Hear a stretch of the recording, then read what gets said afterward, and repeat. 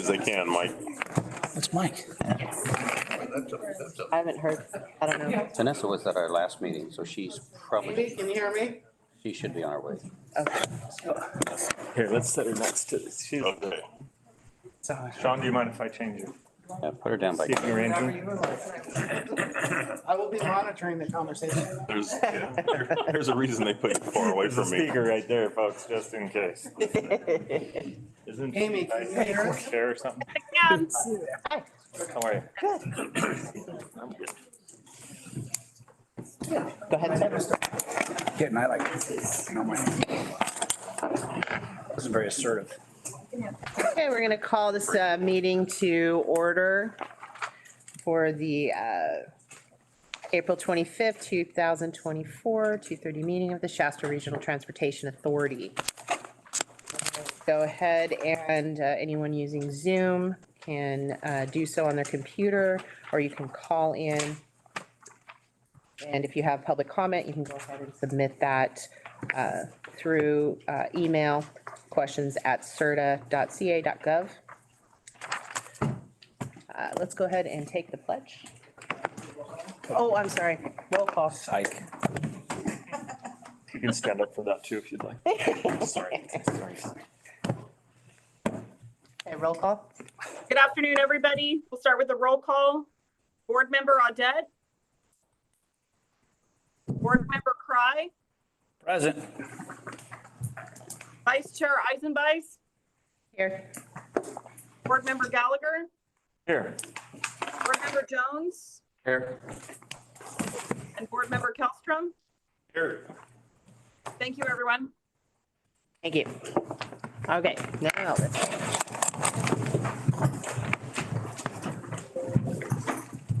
Ready, pledge. I pledge allegiance to the flag of the United States of America and to the republic for which it stands, one nation, under God, indivisible, with liberty and justice for all.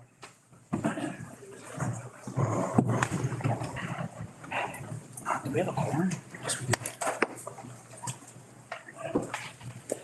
Filled Canal Monday. Okay, item number 3, staff introduction. Thank you, Vice Chair Eisenbeis, and thank you for taking on running the meeting this afternoon. I appreciate that. Do my best. We're in good hands, I have no doubt. Good afternoon, Board. Sean Tejan, Executive Director here at SRTA. To my left, John Kenny, Legal Counsel. Here with us today, we have Senior Transportation Planner Jennifer Pollum. Hey. Senior Transportation Planner Keith Williams, I can see him through the dais there. We also have Associate Transportation Planner Mehdi Monadani. We have Amy Lindsay, our Administrative Associate. And then behind the scenes is Michael Cooper, Senior Transportation Planner, helping run the meeting. And getting training on that today is Assistant Planner Mont Beauregard. So in case Michael gets sick, we have a backup to run things. And Jessica Carlson is out sick today and not here with us. One thing I want to add real quick is that we are aware that some folks may be calling into this meeting via phone rather than Zoom. So Michael is going to read some instructions briefly for those that are attending and may wish to try to comment during public comment. Michael, I'll hand it over to you for instructions. Thank you, Sean. We don't currently have anyone dialed in, but if I see anyone dialed in, I will raise my hand to the board. Just to briefly note, if you are calling in through a plain old fashioned telephone, it is *9 to raise and lower your hand to be recognized by the chair. Thank you.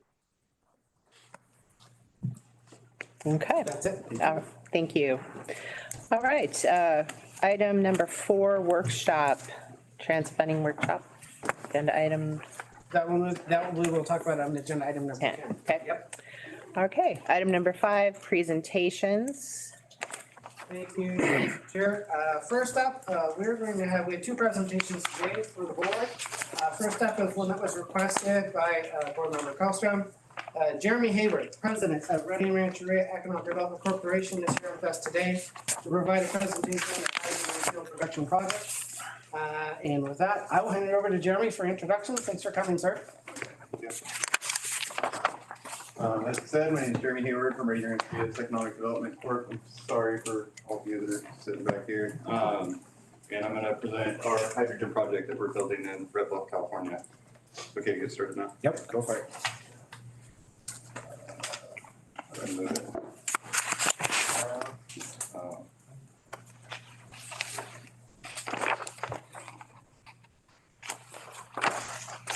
Okay, so hydrogen, well, Rancheria partnered with a group called H2 EG about 2 years ago to work on a hydrogen facility. The same day that they called me, I had a forest management company call me wanting to look at a partnership as well. So we were trying to figure out, after, I ride mountain bikes in all of these trails all around the county and Mount Shasta and all over, and we realized that there's a lot of fuel on the forest floor, and we started worrying about our communities burning down, as we've seen for the past 5 years, year after year.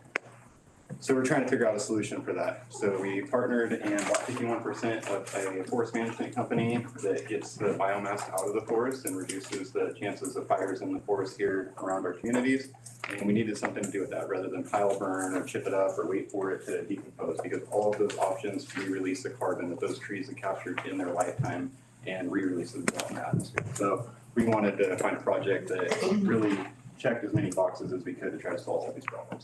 So the hydrogen facility, we're able to take all the woody biomass that our forest management company takes out of the forest and convert it over into a green hydrogen that we're planning on using for large commercial vehicles, so semis, buses, garbage trucks, things like that. So we believe hydrogen is the fuel of the future.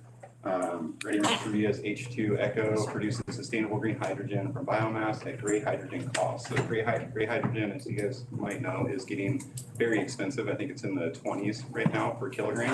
We're going to be producing our hydrogen for sub $4 a kilogram. So it'll be comparable to fossil fuels. Our first major project is building a green hydrogen corridor along I-5.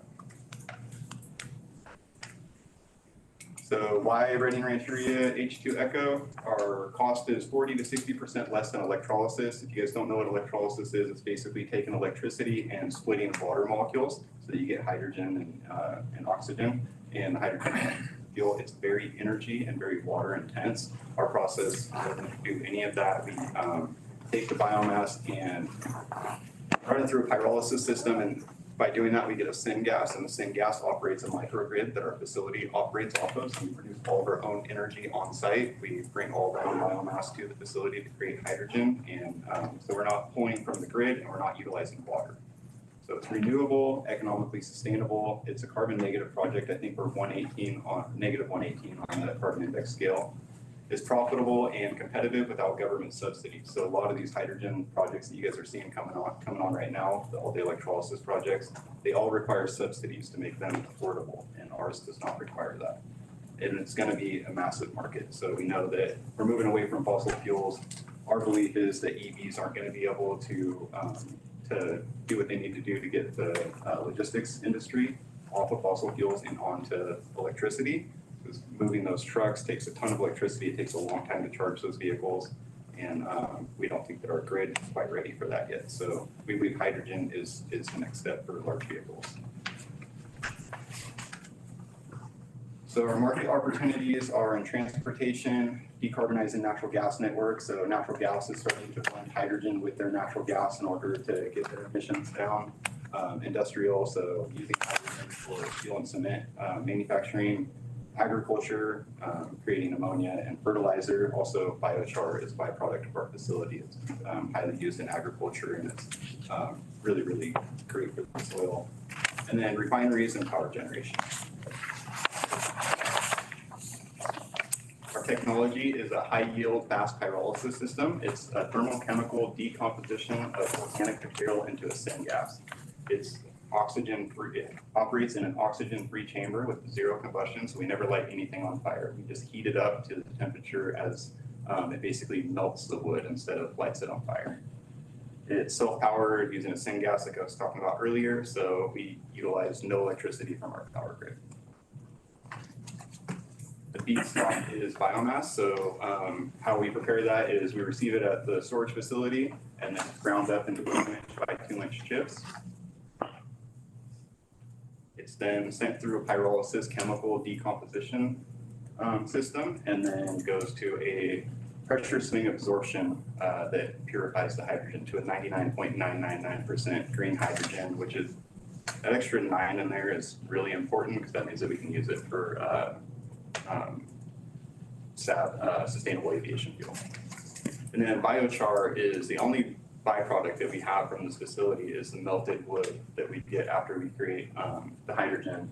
And the melted wood is called biochar, and we're using that, or we're working on using that right now with a bunch of national forests around us. So we're working with Shasta, we're working with Shasta Trinity, and a couple others to start a program within these national forests to start bringing biochar back into all these burnt areas and rejuvenate some of that soil so that our kids will start seeing these forests grow back sometime in their lifetimes. It's used for agriculture as an accelerator. It's used in livestock as feed enhancement. So this is kind of gross, and hopefully I don't gross any of you out, but if you feed this to cattle, then they emit less. So less emissions from cattle by adding this into their food is useful as well. And then a feedstock for graphene and graphite. One of our business partners is working on a battery right now that they can create out of graphene that never goes bad. So we're hoping that that technology has a big breakthrough here pretty soon. We're able to start utilizing batteries that aren't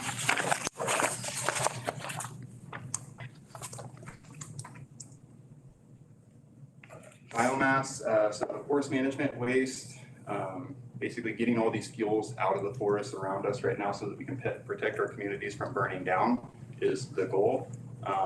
If for some reason we are able to get all the forests in California to where they're in a healthy state and we don't have to manage this biomass anymore, we're going to operate this facility off of an energy crop that could be grown in the desert. It grows 4 inches a day on very, very little water. So it's my biggest thing about this project is I wanted to make sure that we didn't get into a project where we were cutting every tree in California down to create energy. So I go to Sacramento and lobby in Sacramento quite a bit about the regulation on this industry and making sure that they only allow enough of these facilities to come on as we have biomass coming out of the forest every year so that we're not over harvesting and destroying our forests. Because really my goal for all of this that we're doing right now is to make these forests more healthy, not less healthy. So we have an alternative once we get the forests to a healthy state, which even after they're at a healthy state, there's 55 million tons of biomass that need to come out of the forest every year to keep them healthy.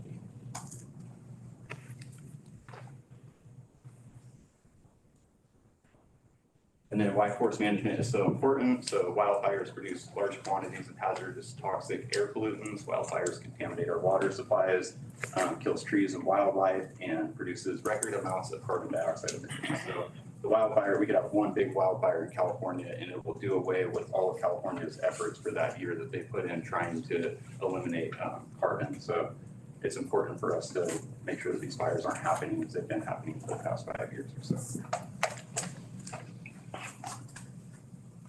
All right, and the wildfires offset to clean air gains. So basically, like I just said, wildfires contribute to carbon, carbon contributes to global warming contributes to fires, and it's just a circle that keeps going. Why I say it's the fuel of the future, we have some numbers here that you guys can see. So diesel trucks, let's see, they take about 5 minutes to refuel right now. EVs are anywhere from 1 to 8 hours to charge up, and fuel cell electric vehicles, which is a hydrogen vehicle, will take 10 to 20 minutes to refuel. So that's why I think that it's really gonna be the segue from fossil fuels into a green energy. You can see the mileage and stuff on here. We're, let's see, where's the mileage they have?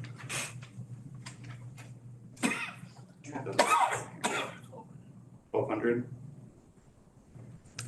Yeah, 1,200 miles. EVs are getting 500 miles and diesel's 2,400 miles. So we're getting about half as far on hydrogen vehicles as we do diesel, but still a lot farther than electric vehicles.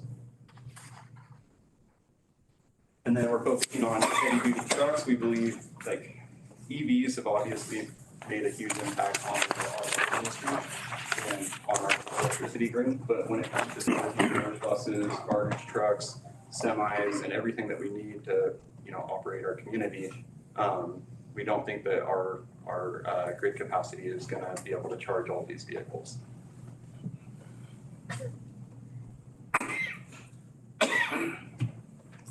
And hydrogen infrastructure advantages. California does not have electricity for all the electric cars, much less for electric trucks. An additional 100 gigawatts of distribution capacity is needed to support California's Class A battery electric vehicles. Existing grids are incapable of powering rural charging stations. The green hydrogen corridor, so I-5 averages 10,000 trucks per day with a peak of 30,000 trucks a day. They emit 161.8 grams of CO2 for every ton mile, and every truck emits 40 million pounds of CO2. This is 7.3 plus million tons of CO2 per year. We can do away with that. This is our plan for the I-5 corridor. So I think we have a plan of putting 5 fueling stations from Mexico up to Canada, basically through California, Oregon, and Washington. We're going to spread our stations out to where the trucks will be able to have a stop when they need it to get from Mexico to Canada. We know that they need additional fueling stations put in, and we've talked to a lot of people who are putting in those additional stations. So we're putting ours in strategically where we think that they need to be placed.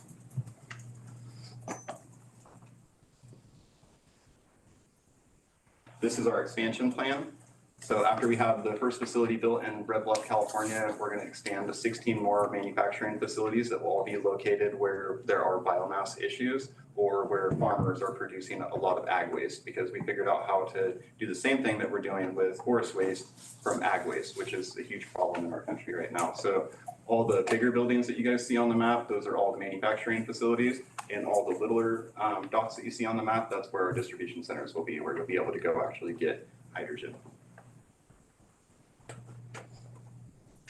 It's renewable and sustainable. It's used over and over again. Input is biomass from multiple sources, including energy crops. It's sustainable, economically viable, and operationally predictable. So fossil fuel prices without greenhouse gases, and green hydrogen without high electricity costs or interruptions. And why Redding Rancheria? Hydrogen to energy. It's cost-effective, sustainable, renewable, and scalable. The business model is independent from subsidies. In California and the United States government, they're giving out these huge subsidies to be able to get hydrogen off the ground. I think it's somewhere around $3 a kilogram for every kilogram that's produced. Obviously, we're going to take that once we get our facility up and running, and that will just make the fuel to our customers cheaper. But without those subsidies, we're still below $4 a kilogram production cost for hydrogen, which is very competitive with fossil fuels. Our production facilities are independent of the electricity grid. We use dead, down, diseased trees and for wildfire mitigation, and create permanent jobs in rural areas. All right, you guys have questions? Thank you for that presentation. If you guys don't have it, I sent over a sheet where any of the municipalities or anybody that's looking to switch from fossil fuels to hydrogen, there's some metrics that you guys can fill out, and we can tell you how much hydrogen vehicle would pay for those vehicles with. So if you guys have any interest in doing that. You said San Francisco is already using hydrogen buses, is that correct? Yeah, they are. Red Bluff's trying to buy some hydrogen buses as well. There's quite a few hydrogen buses throughout the city right now. The problem with hydrogen at the moment is that it hasn't scaled up quick enough. So we need people like us and more manufacturers and distributors to come on and start putting these fueling stations throughout California. So that's going to be the big push that you guys will see for the next 5 years or so, is people putting in more and more of these fueling stations and more manufacturing facilities.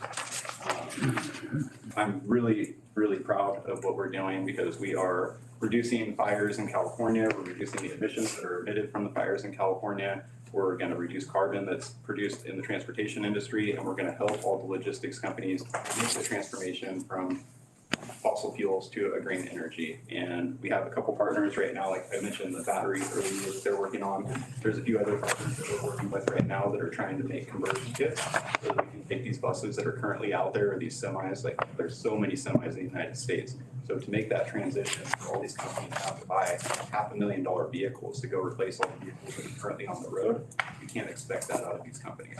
And so we have a couple companies that we're working with that are working on conversion kits to be able to convert current vehicles over to ICE engine hydrogen vehicles. So they'll still be a combustion engine, but they won't have a very, very little NOx. So we're proud and really excited to see all this stuff start coming on. Does anyone else have any questions? I had a question. There's a lot of information, so let me make sure I understand. So you guys are, you already have a company that you bought into to get the biomass. Do you have to have permits to take that Yeah. stuff? And is that been an easy process or a difficult process? Like, how much biomass are you able to pull? We need 135 tons of biomass per day. It's not as difficult. We have stewardship agreements that we're working on right now with all of Region 5, so every national forest in California. And we're working with Washington and Shasta Trinity on some large scale projects to start working with them on and getting the biomass out of the forest. Yeah. So- And then so you're building you are building, it's not built yet, right? It's not built yet. So you're building a facility to be able to convert that biomass into the hydrogen, and then you'll have a station, or you're also gonna be building a station at the same The station time? will be built at the facility at the same time that we build the facility. Okay, So Red Bluff, once we started talking to them about optics and what they wanted to do with their fleet of vehicles and stuff, they had mentioned that they were interested in buses and garbage trucks. And so that we made the decision to put in hydrogen pumps right there at our manufacturing facility, so it'd be easy for those buses to reach. okay, so you're gonna have a fueling station, and you're gonna be creating the hydrogen, and you already have the contracts to be able to actually get the biomass, so you feel like that will all line up, and you'll be able to keep continuing to get biomass out of the forest? Yeah, and like I said, for some reason we can't, we have a backup plan, to grow an energy crop. And I know California is really not for energy crops, so maybe we'll grow it in Nevada. Grow it in the desert with very minimal water, and it grows 4 inches a day, so it have a really low impact on California. Okay, And there would be carbon sequestration within those energy crops. Yeah, we don't have, right now, our facility is kind of small compared to some of these that are coming on. There are smaller facilities that are trying to be built as well. But I'd say ours is a fairly small project with, minimal biomass usage, so I don't think it's. how much how much fuel do you think that you'd be able to produce when you are online and going? 12 tons. 12 tons of hydrogen per day. 12 tons? Yep. I know, I'm gonna pretend like I know what any of that means, I don't but either. 12 tons, Sorry. 12 tons of hydrogen a day? Yeah, and we measure it in kilograms, so each kilogram that's sold, when we produce it, that kilogram's produced for under $4 a kilogram. And is a kilogram would be like, for instance, like a gallon of gas or Yeah. something like that? Like that would be the measure? Yeah. Okay. pretty close to that. Cool. Those are metric tons? Are those metric tons? So I don't know the conversion for that to pounds, but Our engineer does, and we've got. I got it all, the math people got it all figured out. Yeah, we need 135 bone dry tons of biomass per day. It matters what the moisture content is of the Yeah. biomass. Some of it is going to be able to be used for hydrogen. Some of the waste that comes out of the forest will be used strictly for biochar. So, we have plans for everything that comes out of the forest, and then anything large that can be sold to the timber operators or something like that. We'll obviously, let them have it. So what would a good partnership with SRTA be? Like with our cities and stuff, like when we have grants and applying for things, what's good partnership look like? Other stations or what does that look like? I don't know what it looks like really from my perspective. We need offtakes for our hydrogen, so What does that mean? people committing to buy hydrogen. Okay, Because like I said earlier, this industry is coming on so slowly, so these stations are coming on very slowly. The manufacturing facilities are coming on slowly, and hydrogen's at $25+ a kilogram right now. So we need more of us to start building these facilities to get the cost of hydrogen down so that we can get people interested in wanting to buy more hydrogen. Ours is going to be, right now, our model shows will be the cheapest in the United States. So we're hoping that it stays that way for a little while, but we obviously need more of these facilities to come on. From my perspective, what we can do as partnership is we can support grants and identify grants and help write grants or any of the things that you guys need help with as far as getting new vehicles and stuff like that. If you guys are interested in replacing any of your vehicles with hydrogen vehicles, I just screenshotted a grant that I had sent over to me this morning. I think it was 900 $932 million in funding available for clean heavy-duty vehicles. It's through EPA, if any of you guys are interested in that. I think it's the same grant that Plus going after right now for their garbage trucks and buses. That'll get you one. Yeah. Sorry. Yeah. Sorry, Jeremy. I'm that guy. I am that guy. Well, I'll just, I want Jeremy here to explain this process because, I mean, we're doing all this discussion on electric buses to Bernie, and I don't think that's the future at all. I think this is the future right here. And, so I wanted everybody else to be aware of what's going on and what the, possibilities are down the road. So, before we waste $1 million on an electric bus, it's not going to get to Bernie and back, we may have options in the very near future. Right, no, and that's, I think I want to tie into, we talked about partnerships and what's available. So I think first time Jeremy and I met, was a little over a year ago. And it actually was mentioned to me by someone else that I knew that says, hey, there's these grants going to some early planning and stuff. And so I reached out to Jeremy and we met over lunch and said, what's your project and how's that working? And to try to understand how that plays into the whole zero emission thing of things, right, that we're dealing with. And which each of you with your jurisdictions individually with fleets are having to deal with how you will address and respond to the targets for the state. And I think from our end, what we've done and continue to do is we continue to funnel, as we see resources, especially those that are available to tribal organizations, like with the Reading Rancheria that's available, that's certain specific funding. We send those informations. We've sent a few of those, to Jeremy, says, hey, here's stuff we're aware of. If there's an opportunity or something, let us know and we can support on that end for partnerships. I think the other side is sharing the information that we've had. So we've talked briefly about on the transit side, we've had to do these RABA and SRTA with the Rural Transit Services of Innovative Clean Transit Regulation plans to say, here's our plan. We think of what we could accomplish to eventually transition to public transportation bus fleets across the board. And I agree, especially in rural areas, battery is going to be a challenge because we already know that we're having those challenges with school districts that have been required to try to do those in some of the really cold areas.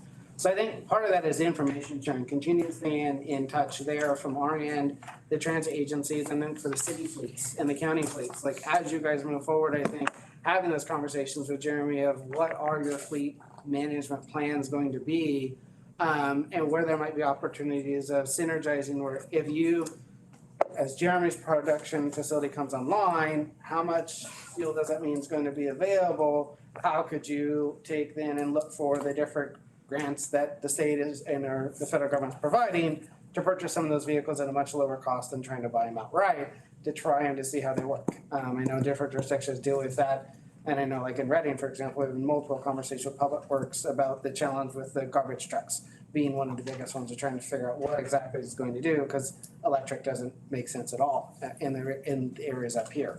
Maybe in a city down south, but they definitely don't work for the trip. So I think that's one of those partnership opportunities we'll be in communication on. We can help with the garbage truck thing. So it doesn't have to be us selling fuel for the garbage trucks. They're actually using dumps right now, the byproducts and gases that come out of dumps to create hydrogen as well. So really the dumps can produce their own fuel and operate their own hydrogen vehicles without having to buy fuel. So buying the truck might be expensive up front, but there might be a solution for them not to have to pay those large fuel charges and stuff in the future as well. We have, I think, 3/4 of our hydrogen right now is spoken for. So we have, some available right now. And we're hoping that the offtakes that we have stay in place. But like I said, this has been kind of a dicey game with hydrogen lately. So hoping that the rest of these people start building facilities and bringing these stations home. Well, thanks for paving the way and thanks for presenting. Absolutely. Thank you. You said any more questions for me? Nope. Thank you. Thank you. sir. Good day.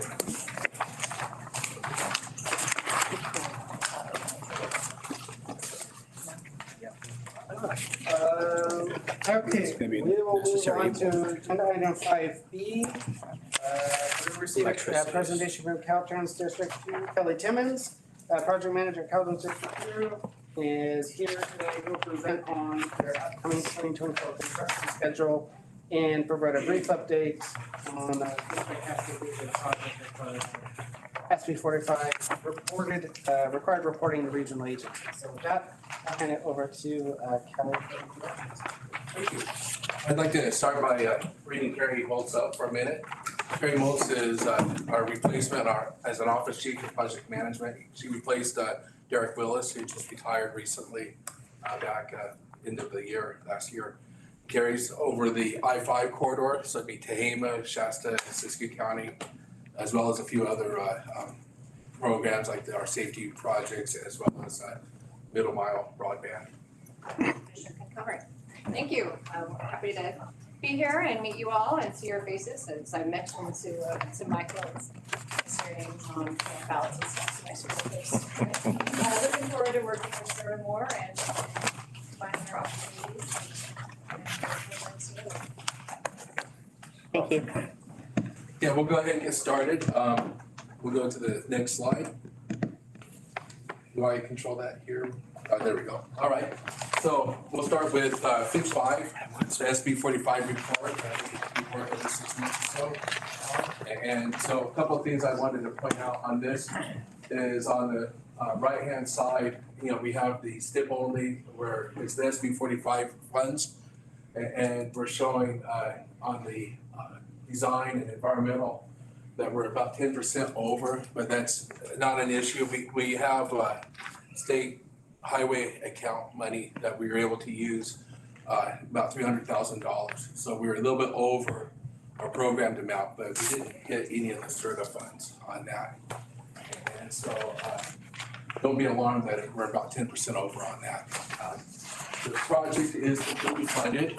We were able to secure the TSIP Cycle 3 money this in June of last year. And because of that, we ended up having to rewrite the environmental document and due to a large scope of changing the scope, which was the truck only money. So we spent about 6 months putting that together and circulating it and analyzing that. Now that we're done with that, we're finishing up the baseline agreement and finishing up the co-op agreement with Sean. And I do appreciate all the work and effort that SRTA staff provided in finishing up that supplemental environmental document. There was a lot of effort on everybody's part to do that in 6 months' time. The other issue that or not issue, but the work that we're doing in the next 6 months is finishing up the design by November and getting it out to bid to start next year. And it's about a 2-year project, 25 and 26. So let's go ahead and go. Any questions on the SB 45 report before I move on to the more fun stuff? Okay, great. Well, let's go ahead and go to the next slide. So some of the projects that we completed this last year is South Market ADA project. That was a sidewalk and ADA ramps on the west side of South Market. And then also, and you see a picture there of the retaining wall for those who've traveled down that way. Then we also have Ingot Curve Improvement, which was a safety project. Whiskey Town Welds, which was an emergency type of work that we did out on Whiskey Creek Bridge. It was a federal mandated inspection. And those who've been out that way may have noticed that there was a lot of traffic control for a few months to do those inspections. And we're done with the inspections for the most part. Once the reports are done, we will have to go back and do some work to strengthen up some of those welds and girders, which then we'll be going back in a few years from there and actually redoing the deck completely. And so, and I'll talk about that project in a few minutes here. There's other minor maintenance projects as well that I didn't list here, but you can see on the attachment that we sent out, the mapping with all the projects that were listed. We had culvert projects, fencing, paving projects. Next slide. So projects that are in construction right now, the big one that a lot of people see and recognizable is the Lake Boulevard paving job. And that's, it's on Lake Boulevard, 299 from 273 going east out to Hootenanny, which is almost out to Bella Vista. That's a paving job, but then the sidewalk work on the south side of Lake Boulevard goes from 273 just past I-5 on the east side where the bike trail drops down to College Drive. And so you can see that we're doing a lot of work right now on the sidewalk and widening that out for a bike and pedestrian trail. So it'll be a lot more accessible for people to connect some of the bike trails that we have. We also have O'Brien Cap M that just started. That's up north of the River Bridge, Lakehead area. Kelly, tell me, sorry, I'm gonna throw it. That's okay. Cap M? I'm sorry, that's a capital, it's a paving job is what it is. So when we have, where we're just gonna go in and pave, not do a whole rehab. Just gonna overlay, Most of basically. the time, it's just an overlay. Sometimes you grind a little bit and then do an Sure, overlay. okay. But there's other aspects of the jobs as well, besides, the paving, we may have some guardrail and some culverts and other things that we do with the cap in. But when we say cap in, it's mostly the paving to, improve the length or, the service life of that road. All right? I apologize, I should No, explain that. it's just acronyms, I'm Yep. overloaded. We also have a couple other paving jobs near Bernie Falls paving and Bernie Cap in. And then we have a lot of other smaller jobs or things that are not as prominent, which are like, some bridge maintenance and fencing and warning signs, drainage. Can I ask on the Lake Boulevard, is it just the bike and ped for 2.4, or are you gonna pave the whole? That's Roadway. That's all of it. It'll be I'm sidewalk sorry. to sidewalk. I apologize. No, I'm not sure why it says 2.4. I apologize. That's actually, it was 32 million, I believe. Got it, okay. So it's gonna be Yeah. a new roadway Yeah. for us who drive as New well. roadway, yes. Okay. New paving from the intersection of 273 All right. all the way out to Natty, Nice. new pavement. I apologize why that, I'm not sure why that's a 2.4. It's more of it was in the $30 million range. Yeah. So, all right. Next slide. Some of the projects that we're gonna be starting in construction in the next 2 years, we're not done with design yet. Some of these, we've started the environmental document, we're finishing up the environmental document, just started the design phase. One obviously is the Fix 5 in Cascade Shop, that's, we've talked about that a lot. That's the big one here in town. We have Lake Shasta viaducts, which is going northbound on I-5 past Lakehead. There's 3 viaducts right in a row that need to be redone. Their deck is starting to wear thin, and we'll be. It's going to cause some, one-way traffic or not one-lane traffic for going northbound for a few months, and then emergency job cable cut curve improvement, which is out near Montgomery Creek, I believe, and then Flume Creek Cap in, which is up north of the Lakehead area as well, going up into Siskiyou County. And then Pit 1 grade rockfall mitigation. There's a section of 299 out past Bernie, east of Bernie, that up by the PG&E power plant area. It's very narrow. There's some curves, and there's a lot of rock that just comes down in that area. So we're putting in some fencing to keep it from falling down onto the road. One of the ones I'm really excited about is Middle Creek Extension. It's a bike trail that goes from Middle Creek out in the Old Shasta area down into Old Shasta. It's to connect the river trail, finish that connection all the way out to Old Shasta. We've been working with the county on that in partnership with them and PG&E. And so we're hoping to have that finished with design and going out to construction next year. And then there's various other projects that we're going to be doing as well, drainage, paving, a lot of middle mile broadband work, and some other like bike and ped lighting and other improvements.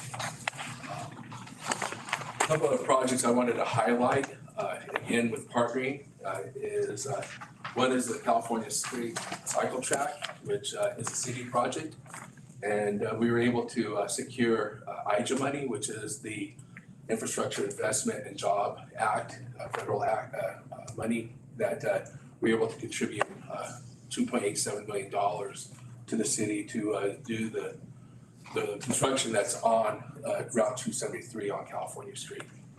And so it kind of secured their the remaining funding that they were needing to finish that job, or to move forward with it. And then of course the big partnering job is the Fix 5 Gateway and Cascade Shop. That's the non-shop project is $68 million. That's the sort of being the main player on that, and then a little over $27 million for Cascade, which is the shop portion. Next slide. And then I just wanted to finish up by just highlighting a lot of the bike trails and pedestrian trails that we're looking at in the next few years.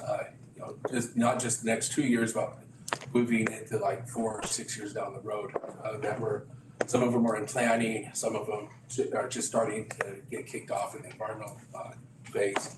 We talked about Middle Creek already. East Palisade is the bike trail that we're going to be starting the environmental document this summer. And that goes from East Palisade right behind Hilltop, between Hilltop and I-5. And it's going to go all the way up to the next trail just south of Boulder Creek. And we'll connect those two trails together. And then there'll be some offshoots to some of the neighborhoods as well, just north of Hilltop for that trail. Downtown Reading Cap in, along with the California Street Cycle Track. I mentioned the cycle track already, that we're partnering with the city on providing them with some construction money, but also downtown Reading as a whole, the cap in. It goes from Buenaventura going north all the way up to where it drops down into I-5. It's going to include a lot of bike and pedestrian facilities. We're looking at maybe even doing something near California Street on Pine Street, and they're working with the city and trying to figure out what's the best thing for that. We're going to have going north of Lake Boulevard. We're looking at having a good pedestrian and bike trail facility going up, up to the Caltrans or somewhere up in that area before we drop down into I-5. And then Northeast Reading Multimodal is a project that's in the planning stages right now. That's, I mentioned before Lake Boulevard, the east end of the bike trails drops down into College View Road. This project, Northeast Reading, will then connect that section, that terminus point all the way out to Shasta College. And we're working with the city on, where's the best location and making sure that we're partnering with them because there's a lot of development on the city side through there with Bethel and other different projects. So we're working closely with them on that. Whiskey Creek Bridge Deck, I mentioned that earlier that we're doing some emergency work out there right now. We're just kicking off the environmental document on that this summer as well. And that project's going to be replacing the whole deck going across Whiskey Town Lake. We're going to be widening it. We're not going to include more lanes. It's still going to be a 2-lane, but the shoulders are going to be a lot wider. The railing's going to be up to standard. And we're looking at having a separated bike and pedestrian path on the south side. So that they'll be safe to traverse the bridge away from the traffic. And then Hilltop Drive Multimodal Connector is a job that the city's doing, and we're partnering with them on that. That's to get pedestrians and bicyclists across the Hilltop over crossing across I-5, safely. Right now the bridge is pretty narrow there. I remember riding that on a 10-speed back when I was a teenager. It was scary back then. So, we're looking at working with them on that. That was because Derringer's was up there. It was because Derringer's was up there. Yeah, dogs and. All right, so That's about it for me on the presentation. Any questions on any of the projects? Thank you very much for that. Docs, that's right. Board members have any questions? Thank you. Thank you. Okay, we're moving on to item number 6, public comment period. This is the time set aside for citizens to address the board on consent agenda items or matters not on the agenda within the jurisdiction of the board. By law, the board cannot discuss or take action on the matters not on the agenda, but may schedule an item for future meetings. Do we have any public comments in the room at this time? Seeing no public comment, do we have any public comments online? I do not. Nor do I. Okay. And we will close public comment. Moving on to item number 7. This is the consent agenda item. Voting as a whole on all of this. I'm going to open it up to public comment in regards to the consent agenda. Do we have any comments on the consent agenda items? Seeing none, closing public comment. Make a motion to approve. Any board members wish to pull any items on the consent agenda? I don't need to pull any items because it's a pretty long meeting, but if Amy could register me as a no on 7, 6, 7, 7, and 7, 10. And I'll spare all the dialogue. 7, 6, 7, 7, 7, 10. Yeah. You're no vote on that. Got it. I do apologize. I did receive a speaker card in regards to, hi, Phil? This hi, I'm sorry. I will open public comment again for you. I do apologize. You wanted to comment on 9 and 10? I did want to talk mostly about 9, I think is the way it's written. Yes, I'm here to represent the East County. I'm the Chief Operations Officer at Shingletown Medical Center in all transparency. And we happen to run the Shingletown Emergency Food and Outreach Center. We're not just a medical center. We kind of do a little bit of everything. And so we're real involved in the community. It's more than just healthcare. And we have such a high senior population that I just wanted to speak on transportation from Shingletown down to the valley. We have a number of very rural elders, and Partnership Health Plan is the only transportation in the Shingletown area. Unless you are on managed Medi-Cal, there is no transportation to get to specialty appointments, to get to the dentist or anything else down here. You can call Uber, and that'll take a couple hours to get there. And our experience has been that when there's someone, Uber or some organization like that, we have had a number of patients stranded. They never come back and get them when they're supposed to. So we're hoping to get something a little more organized, a little more, I don't know if we want to use the word scheduled or not, but something that's a little more sanctioned for the community. We don't have a pharmacy in Shingletown.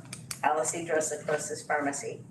And as far as I know, Rite Aid will continue to be open there. But with them filing bankruptcy, we don't know what's going to happen in the future. And we don't have specialty providers. We're a primary care clinic, yes. We have 7 medical providers, a lot of support staff, a lot of special staff, but we don't have specialty. And in order to get to Reading, you have to have transportation. So I just wanted to speak out that this isn't, I need to go to the grocery store, as it is that. But more than that, it's critical care, especially for our seniors in the community. So I just felt that it was, as a medical center, I felt like it was our obligation to speak for our patients. Thank you. Thank you very much, Denise. So John, that is one of the spurs that RABA is looking at, going to Shingletown and back to. Correct, that's included in the recently adopted short-range transit plan. And would that help? I'm sorry, but that helps if there is a RABA bus route up there? Okay. Yes. That is in the works. Okay, John, will you be able to connect with her and give her the information that is? Thank you. thank you. Okay, on the consent agenda, does anyone want to pull anything? We voted, we've gotten your no's on 6, 7, and 10. Any other items being pulled? In motion? You did. Kevin, Yeah, I made a I'll motion. second. Okay. I'll second. Okay, we have a motion and a second. All in favor? Aye. Aye. All opposed? Hey, Mike, can I ask you, just out of curiosity, what you didn't like about 6? Oh, I was gonna, what? Start calling that stuff out. Was a big packet. Say,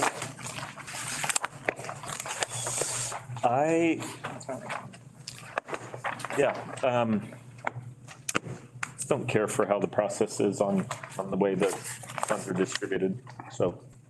But that's probably for another meeting. It's a pretty big packet. Okay, I was just curious. Okay. All right, moving on to item number 8.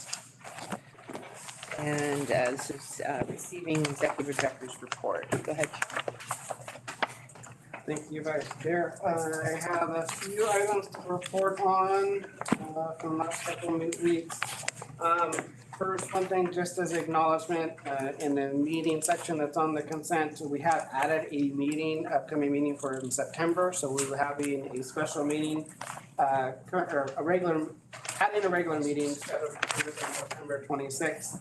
And specifically that is so that way we can review and adopt the final federal transportation improvement program, which essentially is us bringing all of the local projects in the region of federal funding into one program to submit to the state and federal agencies for approval and recognition.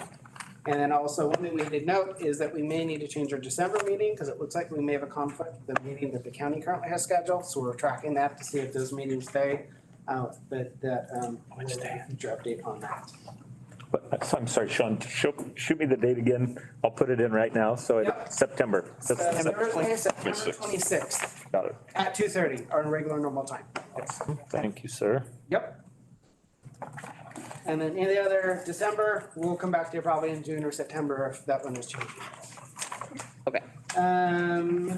This last 2 months since the board meeting in March, I attended the California Transportation Commission meeting. And also what we call a RTP, or Regional Transportation Planning Agency Work Group meeting.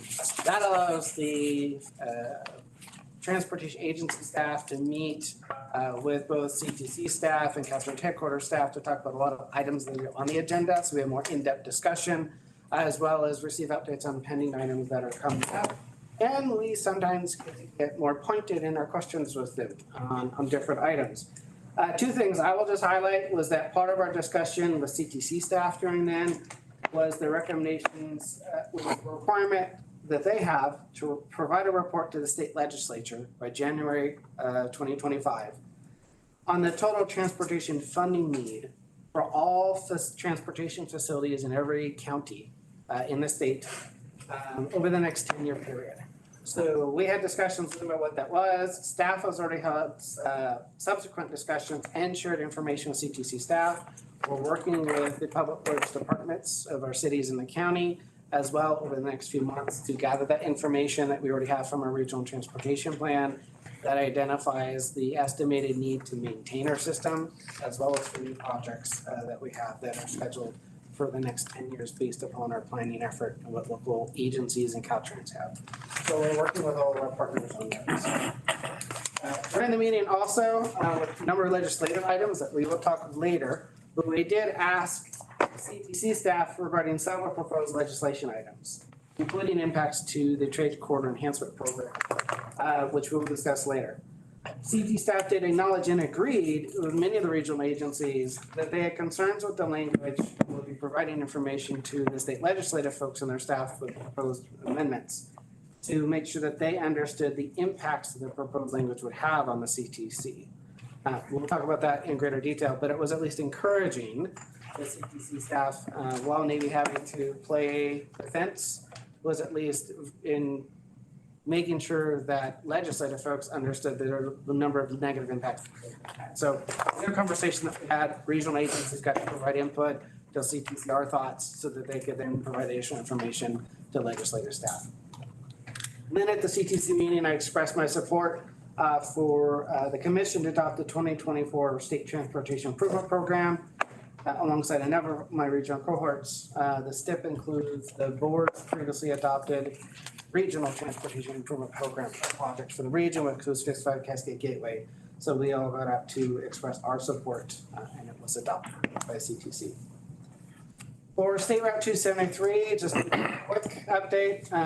The flyers have gone out a few weeks ago to all properties. That includes residential and businesses. So any parcel that was on half a mile of the entire State Route 273 corridor. And that was to receive input on how folks would like to see the corridor used and potential improvements that we would like to see. We'll acknowledge, and I know a couple of you called, that there had been an initial issue with the keyword code and survey link that was on the flyer. That link had been working before we went to the printer. Something happened in between.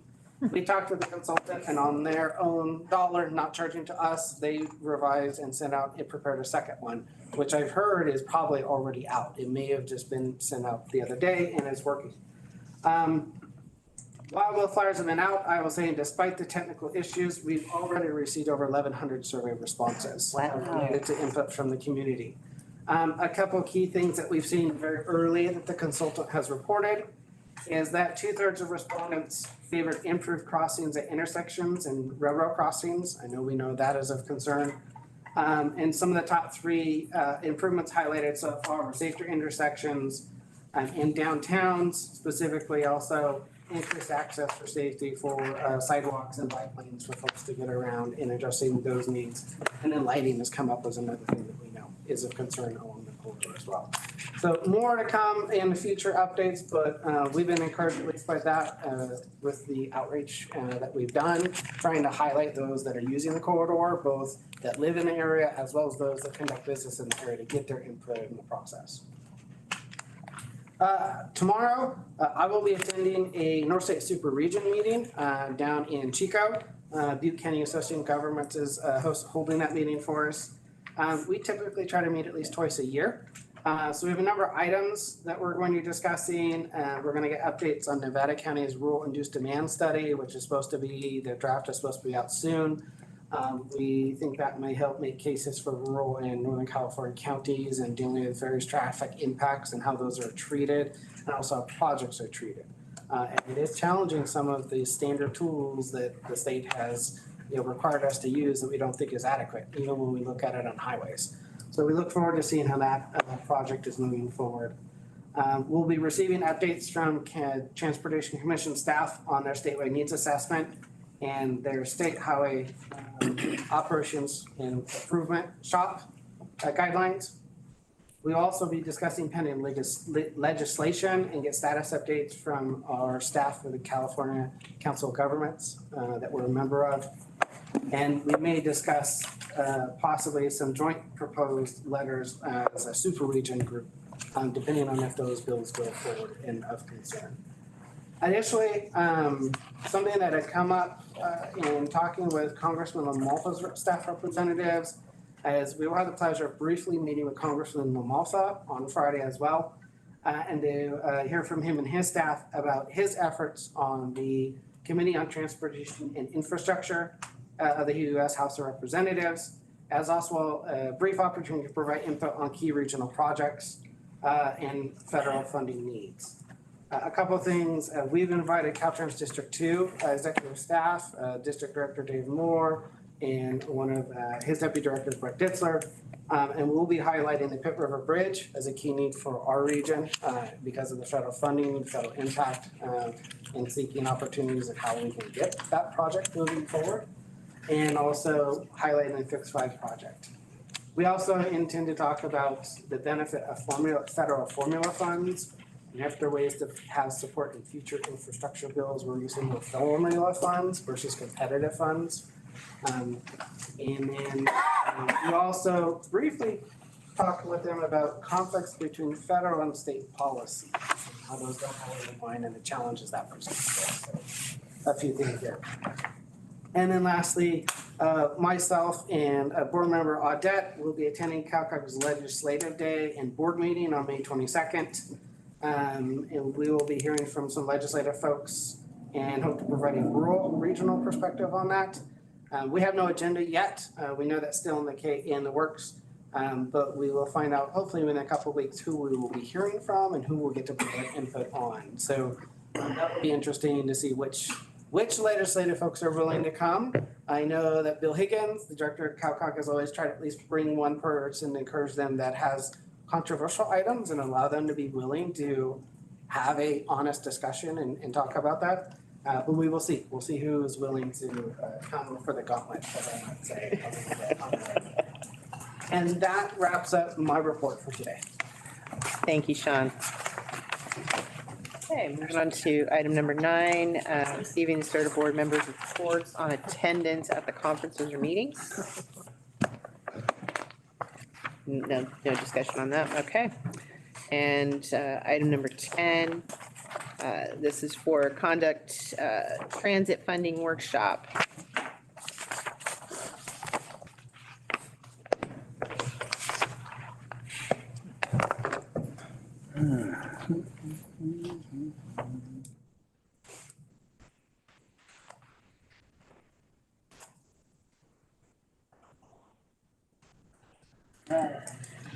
Good afternoon, board members. My name is Jennifer Pollum. I am a senior transportation planner here at SRTA and frequently work with transit.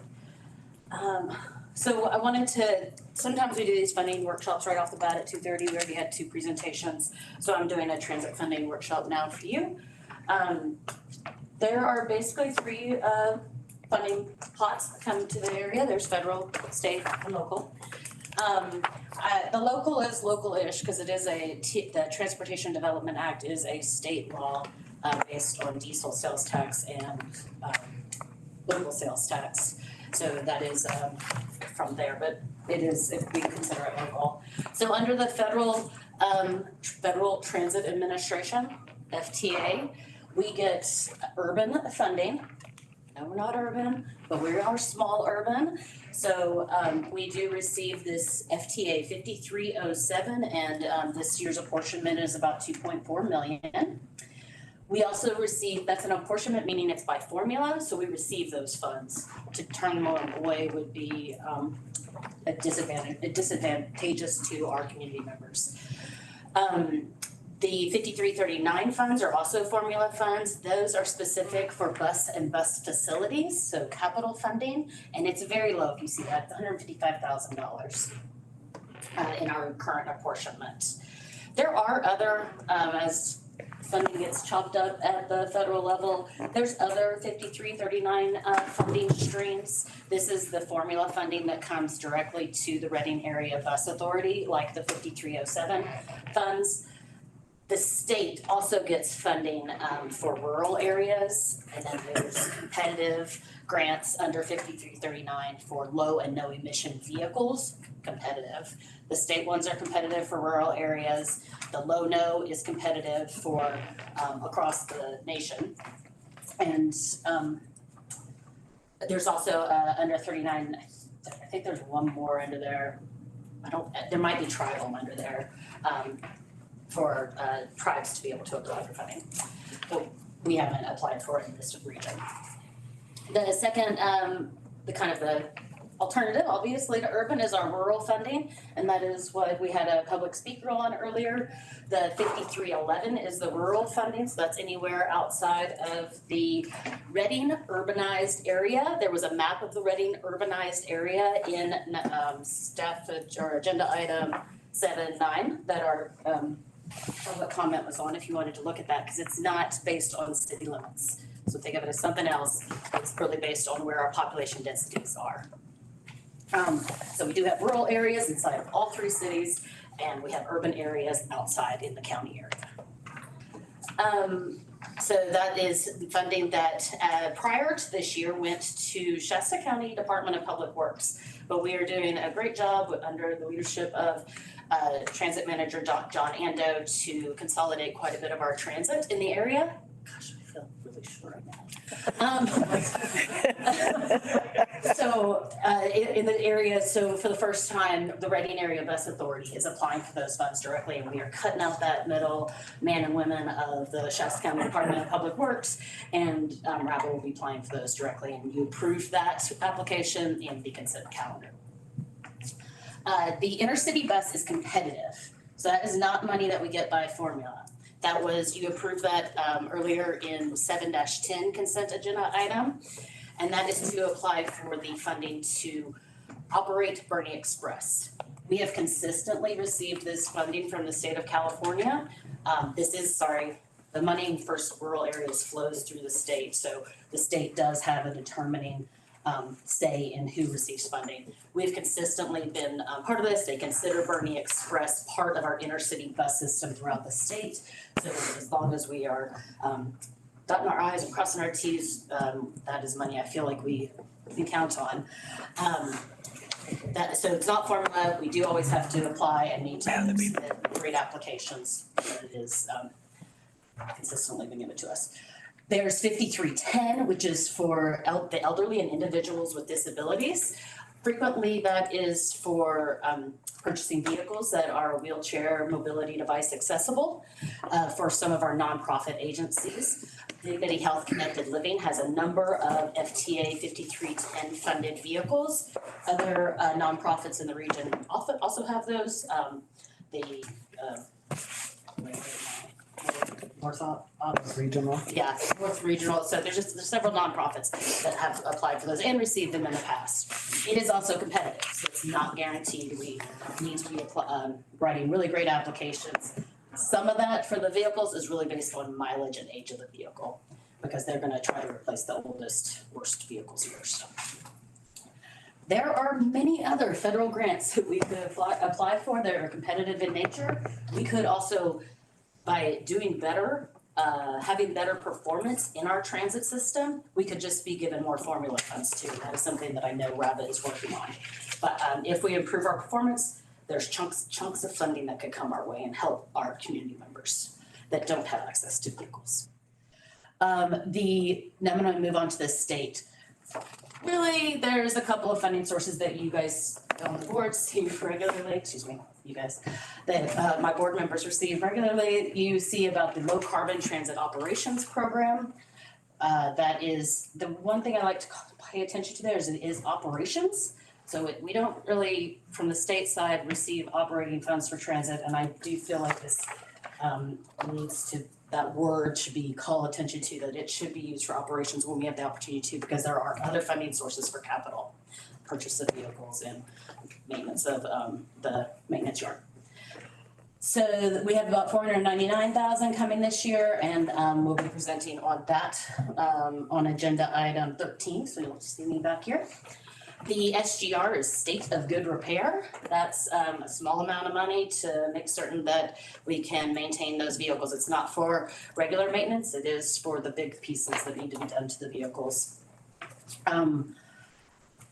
That is it for, there are other state funding sources that are competitive. These are again, the formula funds that come to us automatically and by apportionment, and we work with RABA and DHCL and others in the region to distribute. The other ones that are frequently out there are related quite a bit to what we heard about earlier with the purchase of electric buses and hydrogen buses. And those can be through not just Caltrans, they can be from the CPUC, the California Energy Commission, many others. So there's other grants out there for capital funding for the battery electric or hydrogen electric purchase of vehicles. Okay, the local funding that we have is our Transportation Development Act funding, TDA. That comes in two pieces, the state transit assistance that can only be used on transit for, I think I got this 2.7 from our last TDA allocation. So that was what it was last year. Then there's the local transportation fund, that's 7.1 million. That is what was, you were given an item in the consent calendar 7.6. And that 7.1 comes from there. I do want to explain and reiterate what was in 7.6 is that the first thing that gets pulled off the top is TDA administration. That is funding that comes to SRTA to administer the TDA. This is the, not off the top, what remains, we have 2% for bike and ped, and that is what is used frequently to either fund our grant writing applications to get the large amount of awards that we've been able to receive competitively in our area for bike and ped projects. Or it's used as even match for those. So those do require match to get higher points. And so we will use this 2% bike and ped to help us with the matching funds. Again, now the remainder that remains of LTF after that, 5% goes to our CTSA, which is Dignity Health Connected Living. Then after that, the first priority is transit. That is where any needs that have not been met by all this other stuff. We use federal transit funds, we use state funds where we can, and then the STA. So what remains of any transit obligations we have in our region, we then hit Article 4 of the TDA LTF, and that's where transit comes out frequently. If in recent years with our TDA allocation, the city of Reading is the one that frequently has it, but they do have the most transit operations in their city. The last part of that is other things, and other things can be bike and ped and streets and roads. So the totals are down at the bottom for the federal, state, and local amounts. This is a chart that, if you've been with SRTA, you've seen this in our past TDA allocation presentations. The bottom part is the years starting at 2014-15 and through 23-24. I'm gonna explain now what the bars are. It is, the orange is RABA and Bernie Express TDA. So that's STA, State Transit Assistance, and Local Transportation Fund that is going to RABA. The blue that sits on top of that is federal funding. So you can kind of see what the match is between our local transportation, LTF, and our federal funding. At the very, very top, not that you can see it, $22,000 of LCTOP is used for operations. So based on the 23-24, so it's a tiny little sliver, can't really see it, but I did pop that number up there. The second bar next to it, that's purple and maroon, red, is what operates the Dignity Health Connected Living CTSA. The orange portion is the 5% set aside from the LTF that goes to the CTSA, and then the red portion is the LCTOP. And I will say that it's that things will be changing. You'll see this chart again in June with another year added. And based on your votes for the LCTOP agenda item 13, we are actually recommending that all the LCTOP be going to the Reading Area Bus Authority this year for their proposed projects. So right now, CTSA is going to be funded solely with that 5% of LTF and any remaining funds we have from prior years' project awards. Jennifer, can I interrupt? Sorry, I don't want to really mess up your train of thought, but will we see a change in that bar graph due to that last statement of those funds going? Yeah. So you're going to see a shift, and it's going to be because. Right, that the red part is going to bump up on top of the 6 million, like it would be on top where it says 22,928. That's just the amount that RABA is getting directly to them based on their transit fares, because the LCTOP gets divided up by population and by transit fares. So the red will be bumped up onto the top of the blue, basically, and with different numbers. That's it from a transit funding workshop. Now this is a 4-part staff report. The next part of this staff report, and first of all, does anybody have any questions? So far, so good. I just appreciate that it's not 37 slides and you're not reading each one of them. Seriously, like, yeah. Okay, so. No questions? All right. So the next part of this is gonna really focus on the Transportation Development Act and requirements of this agency. If we want to use any of that Transportation Development Act funding on things other than transit, because transit comes first. So the Transportation Development Act, if you remember, I had that in that third column under local. It's two sources of funding. It's the Local Transportation Fund, LTF, which is 1/4 cent, so 1/4 penny, return of local sales tax. That is returned to the county and a portion through the TDA. The state transit assistance comes from the sale of diesel fuel throughout the state, and it's divided up by population and again, fare revenue. That's a frequent thing where you'll have a pot of funding for transit and it'll be divided up by population and fare revenue. So if our fares went up, we would get more money. The public transit primary source of funding supplemented with federal and state dollars, as you saw in the prior part. And again, under TDA, this is important, SRTA, this region, may use LTF funds on non-transit purposes such as streets and roads if it can be demonstrated that there are no unmet transit needs in the region that are reasonable to meet. I underline both of those things because unmet transit needs means something specific and reasonable to meet means something specific. The LTF, it's, to be able to use that funding, we have to go through a transit needs assessment, and that's what we're here today to do. Or this staff report, one portion of the staff report is to do. We do public outreach. We need to look at what populations need to be served by transit. We do public outreach about any unmet transit needs. We're gonna talk about the reasonable to meet definition. So this begins our 24-25 transit needs assessment. We're gonna, again, go over the transit providers in the region. I feel like I should ask you who those are. Transit demand analysis, existing transit performance, community outreach, and then what potential service improvements we could have.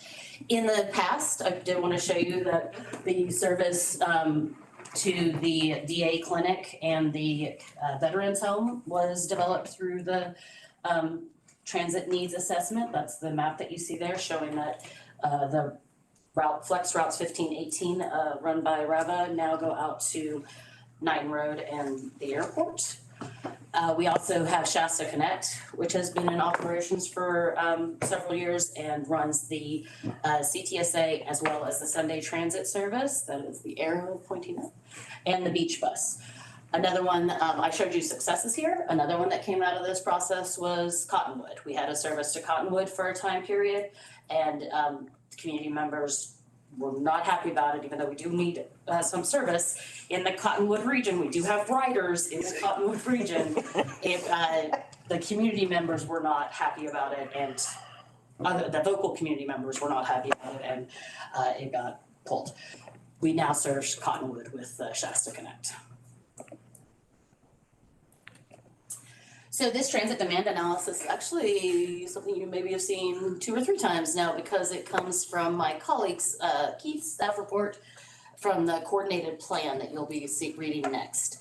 This shows based on, I've got to pull this up, being a seniors, adults over the age of 65, individuals with disabilities, individuals below the poverty level, federal poverty line, unemployed people, households that have 0 vehicles. All of those things were combined to create an index, and you can see the different communities. I know it's really small, but that were analyzed, and then in map form, you see those same communities. You can see that Redding and Anderson pop out the most as very high ranking. City of Shasta Lake as a high ranking, and Bernie. So these are areas you know that we serve, and so this, shows that we are doing our due diligence in serving those areas. It's not to say that these other areas don't also have a need.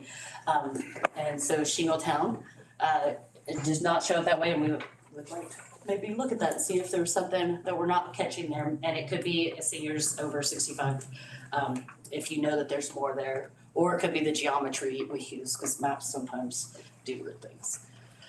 So any questions on this? I won't bring up modeling. You have to define it somehow. You have to say like, this area has this number.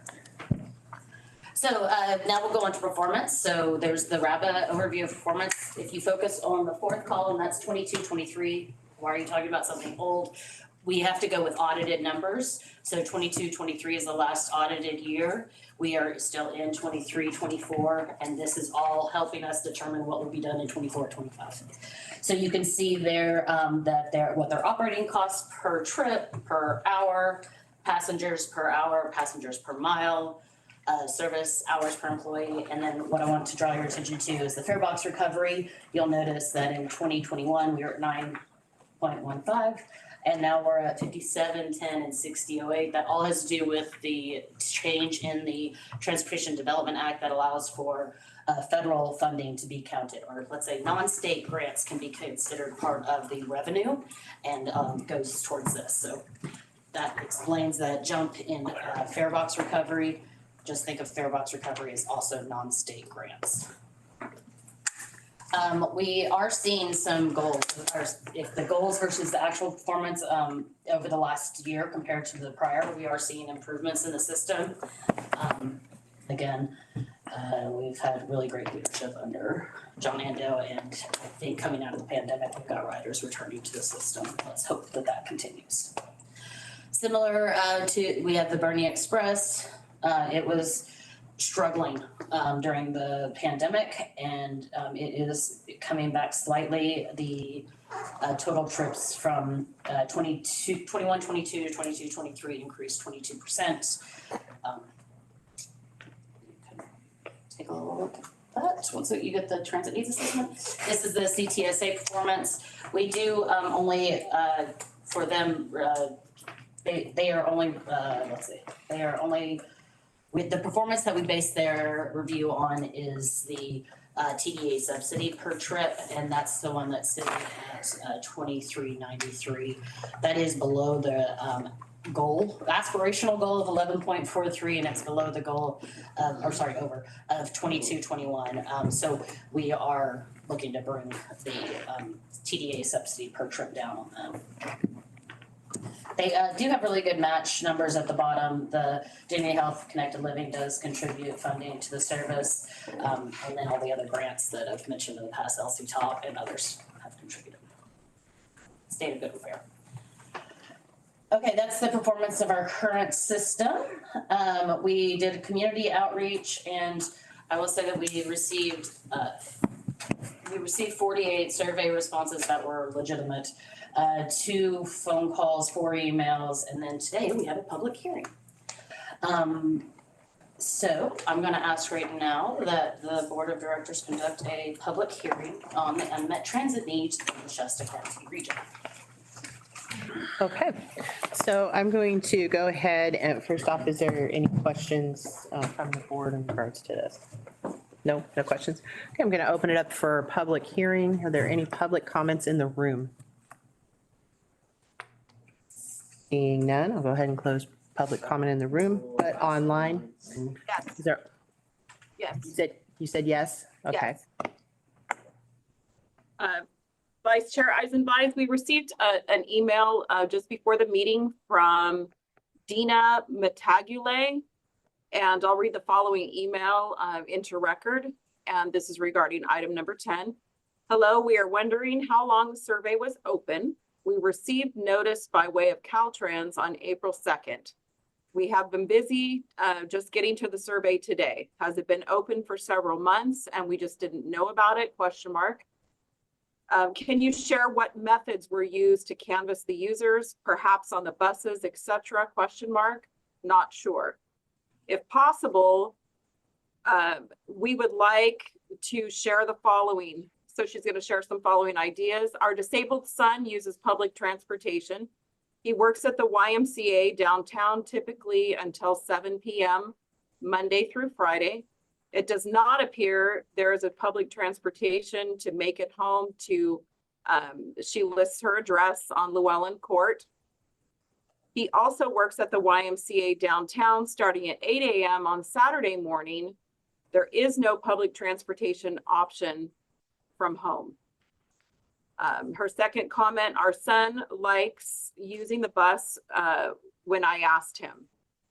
Her fourth question, we have a family friend that has the following comments for consideration.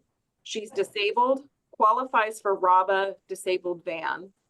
She said that it costs $10 each way for a trip from her apartment complex to Mercy Oaks for the food bank provider.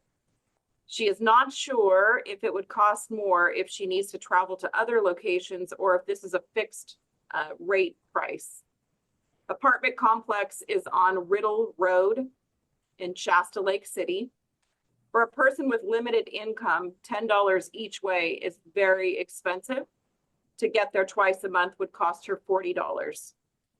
And her final comment, at the apartment complex, she noticed that the children wait for the bus in the dark at the corner of the complex. And she was wondering if someone could add a light and a cover. She said the location looks like it used to be an old bus stop or similar. There are 18-wheel trucks going up to a way station there. And that concludes her comments. Okay, thank you. Do you have any other comments online? I do not have any. And I do not see any hands raised currently. Okay, we will go ahead and close public comment. Public hearing. Or public hearing, I'm sorry.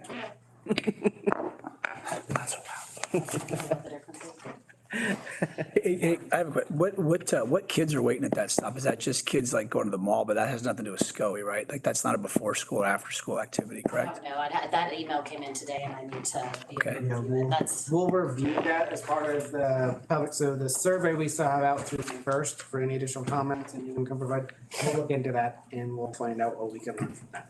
Can you at least get back to me on that one thing, Yep. on that one item? Yep. Not that the other ones aren't important, but I just want to know, yeah, as far as the kids one. Yep, we will do that. Okay. I'm gonna actually go back up so it's not confusion there. So some things are not actually unmet transit needs. Some things are about RABA operations and administration. And when we send out surveys like this for an unmet transit needs, we get lots of comments that are more about RABA operations. And that might be one of them. I do record them as is my responsibility and mark them down as a safety issue, amenities. There's quite a bit of comments about safety because bus shelters can be used for other things. And I mean, there's stuff about paying with credit cards, like many other things that are not about an unmet transit need, but rather about way that RABA operates, and those are treated separately. That's why I do say that if it's truly an unmet transit need. We did receive many comments. Go ahead. Do you forward those to John Ando? Okay. Yes. Can you forward the one that you just got as well, so he can address those couple issues? Yep, the direct comment. Thank you. They actually have really good information. They talk about bike and ped also, so there's good information about the bike share in there. Some nice comments from people. The one thing I want to highlight is, for example, is that there are many comments to, I will get back to you on this, but there were probably about 7 comments about going to Sacramento. That's not considered an unmet transit need of our region because it is outside of Shasta County's borders, right?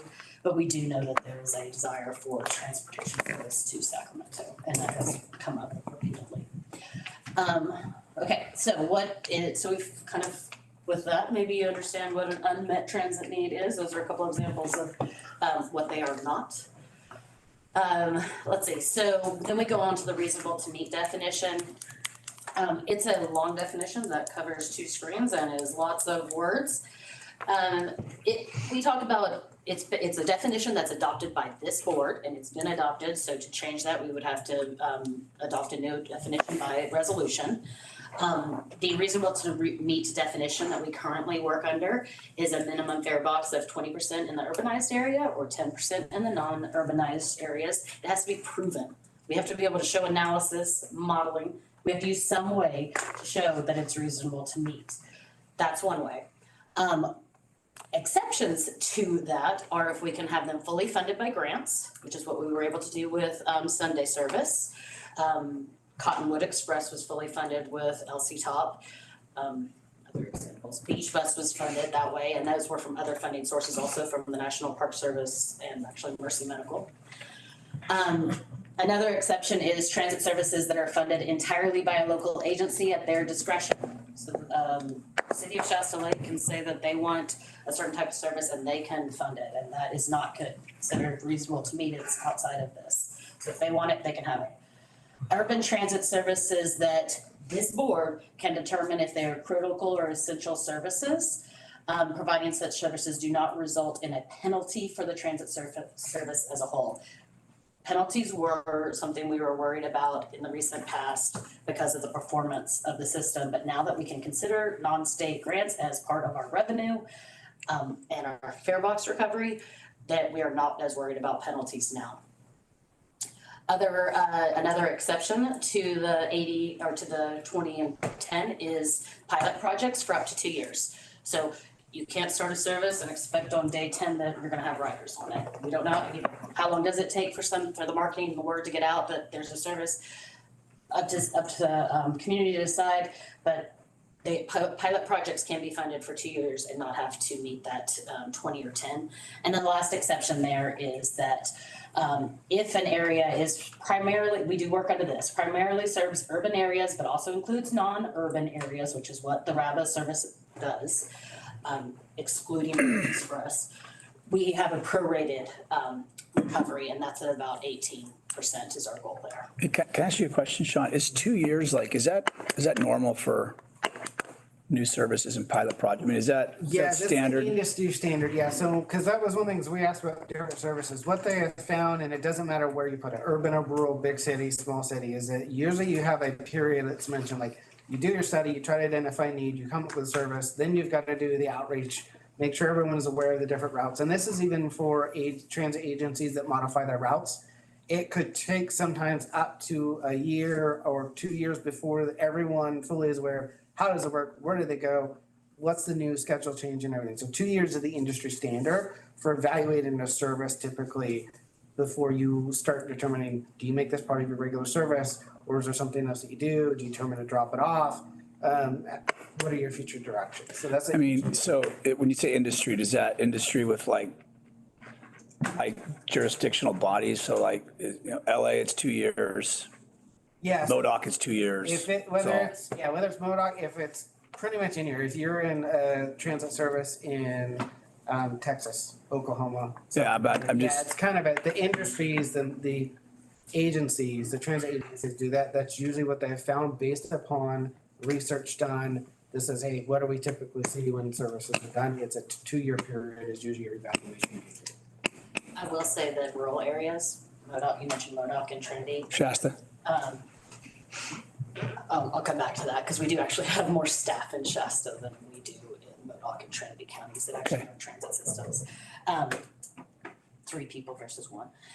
And that one person in Trinity is also doing many other things. So per capita, we're probably below them then, like one in MODOC versus 3 in Shasta. Anyway, that's maybe semantics, but go ahead. I'm just curious. What I was gonna say is they pop services, they are very flexible. The Trinity system in the past has been able, as soon as they get funds, they will start a system again to be able to get rides to their, buses to their riders.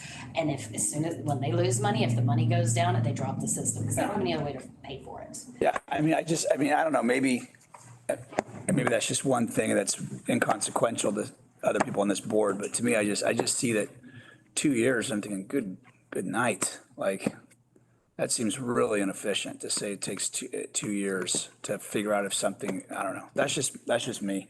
I don't know if anybody else feels that, but like, I'm just curious. And the 2 year standard also comes from state and federal legislation. So what they're saying. Oh, that's a shocker. State and federal legislation say, we will allow a project to go for 2 years. Before then we say, you've got to adopt it as part of your service and you've got to factor all the ridership and all the costs related to that in your total cost as part of all of your reporting to whether it's the National Transit Database or to the states. Yeah, I mean, that just gives me more fuel to say if federal and state says it's 2 years, then I really say, well, locally, maybe we could cut that back. Yeah. And the one thing I think that we. But again, that's just. It doesn't mean you can't be successful in 2 years. Yeah. It Well, just I means think- like they're just gonna give you that. I understand that, but I'm just saying, if Opportunity. I say I'm gonna clean my garage on Saturday, it's gonna take me all of Saturday. If I say I'm gonna clean my garage by noon, I get it done by noon. Yeah, but you can be successful before 2 years. They're just saying that Yeah, they're gonna give you 2 years, not, Sure. it takes 2 years to be successful. Yeah, They're just yeah, okay. giving funding for 2 years. Okay, so we're gonna keep moving on, because I did say the reasonable to meet, the definition is 2 pages, or 2 slides. So those are the exceptions to the 20 and 10. Fare box recovery, and that is fare box, in the traditional sense. So then we can have, these other, let's see. You can't exceed the allocation of the claimant. A claimant is each of the jurisdictions. So we can't say that it's reasonable to meet if it's more money than you get. Sorry. It cannot, but it also can't be the sole reason. So you gotta think of another reason, like why. So that shall not be the sole reason, is if there's a reasonable to meet assigned, like we say, yes, that is reasonable to meet. You can't say no solely because it's over the allocation amount. The third thing here is it shall not be in direct competition with private services, nor be a 24-hour service. The cost sharing has to be equitable. If it's between 2 claimants, it needs to be equitable, and everybody has to agree to that. And the last one is that it has to be, any unmet transit need has to be part of coordinated efforts, which is another reason that the coordinated plan that my colleague Keith will be presenting on is of high importance, because that shows we have coordination. Okay, so from our survey results and our email that Amy read into the record here, not that that's been added to my PowerPoint, we did have 5 requests for service to Shingletown. We had 2 requests for service to Shasta National Park. We had a soccer park, Stillwater and 44, City of Shasta Lake. It's really interesting that they have service and they consistently ask for more service. So 5 requests came in for that, and we've done studies for City of Shasta Lake to try to, maybe they we've considered pulling them out of RABA, like, do you guys need your own system? So there are. Don't do that. Yeah, right? We want coordinated transit. Yeah. Just know that should City of Shasta Lake does ask it, and if you were to look up there, Reading, at the back of that map, Reading and Anderson had more need based on the index than City of Shasta Lake. I don't know if they're just more vocal or they got the. Well, I'd be The curious to surveys. see what those requests are. So if somebody could forward me those. There were 2 requests along State Route 273 in Reading. One of them was near Gervan, and one was on the closer to downtown, but on the west side near Buenaventura, I think. We did have a request from Castle, and that was they've called, and 2 of my colleagues have spoken to them, and then they got an email in. I did not receive a survey, so that request is from email, sorry. And we got 2 more requests from Mountain Gate. Mountain Gate is consistently popping in here. Lakehead consistently pops in here, and Cottonwood, 1 request. And again, this is from 50 respondents, so, or 48 plus some emails and phone calls. So just realize this is a low response. We did get some, this is regular, we get more frequent service requests, more extended service hours. That email spoke to that about the service hours on Saturday, and then extended service areas.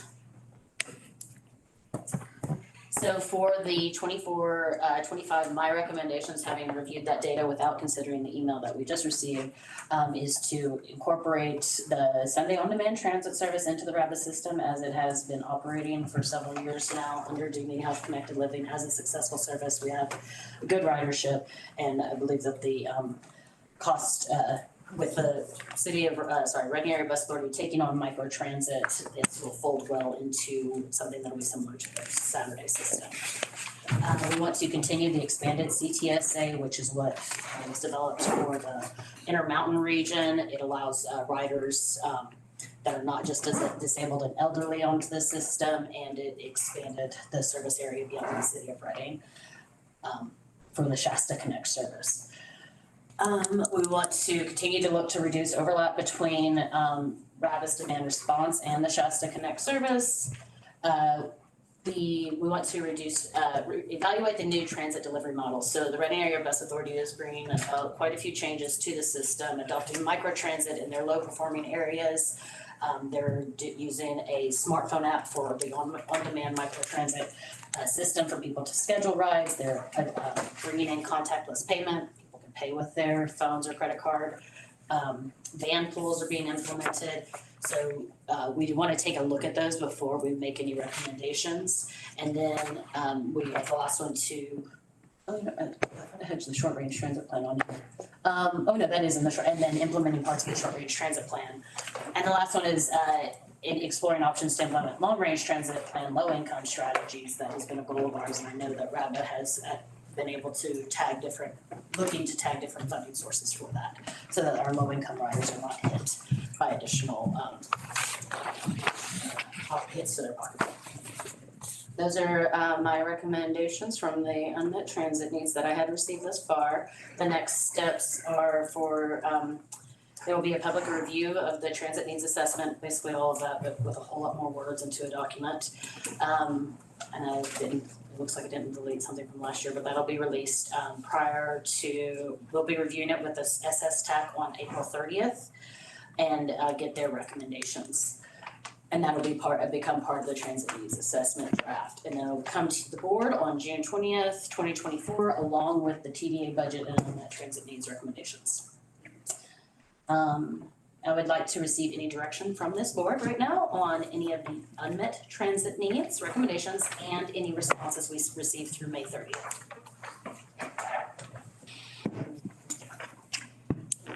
Well, we heard earlier from the lady here that Shingletown is an unmet need. So, I mean, do we need to reiterate that here, or you already heard? So we've got that in here. I did not have, actually, this is important where I have, you can see reasonable to meet there, and Shingletown is the top one. Okay. I actually have reasonable to meet, no.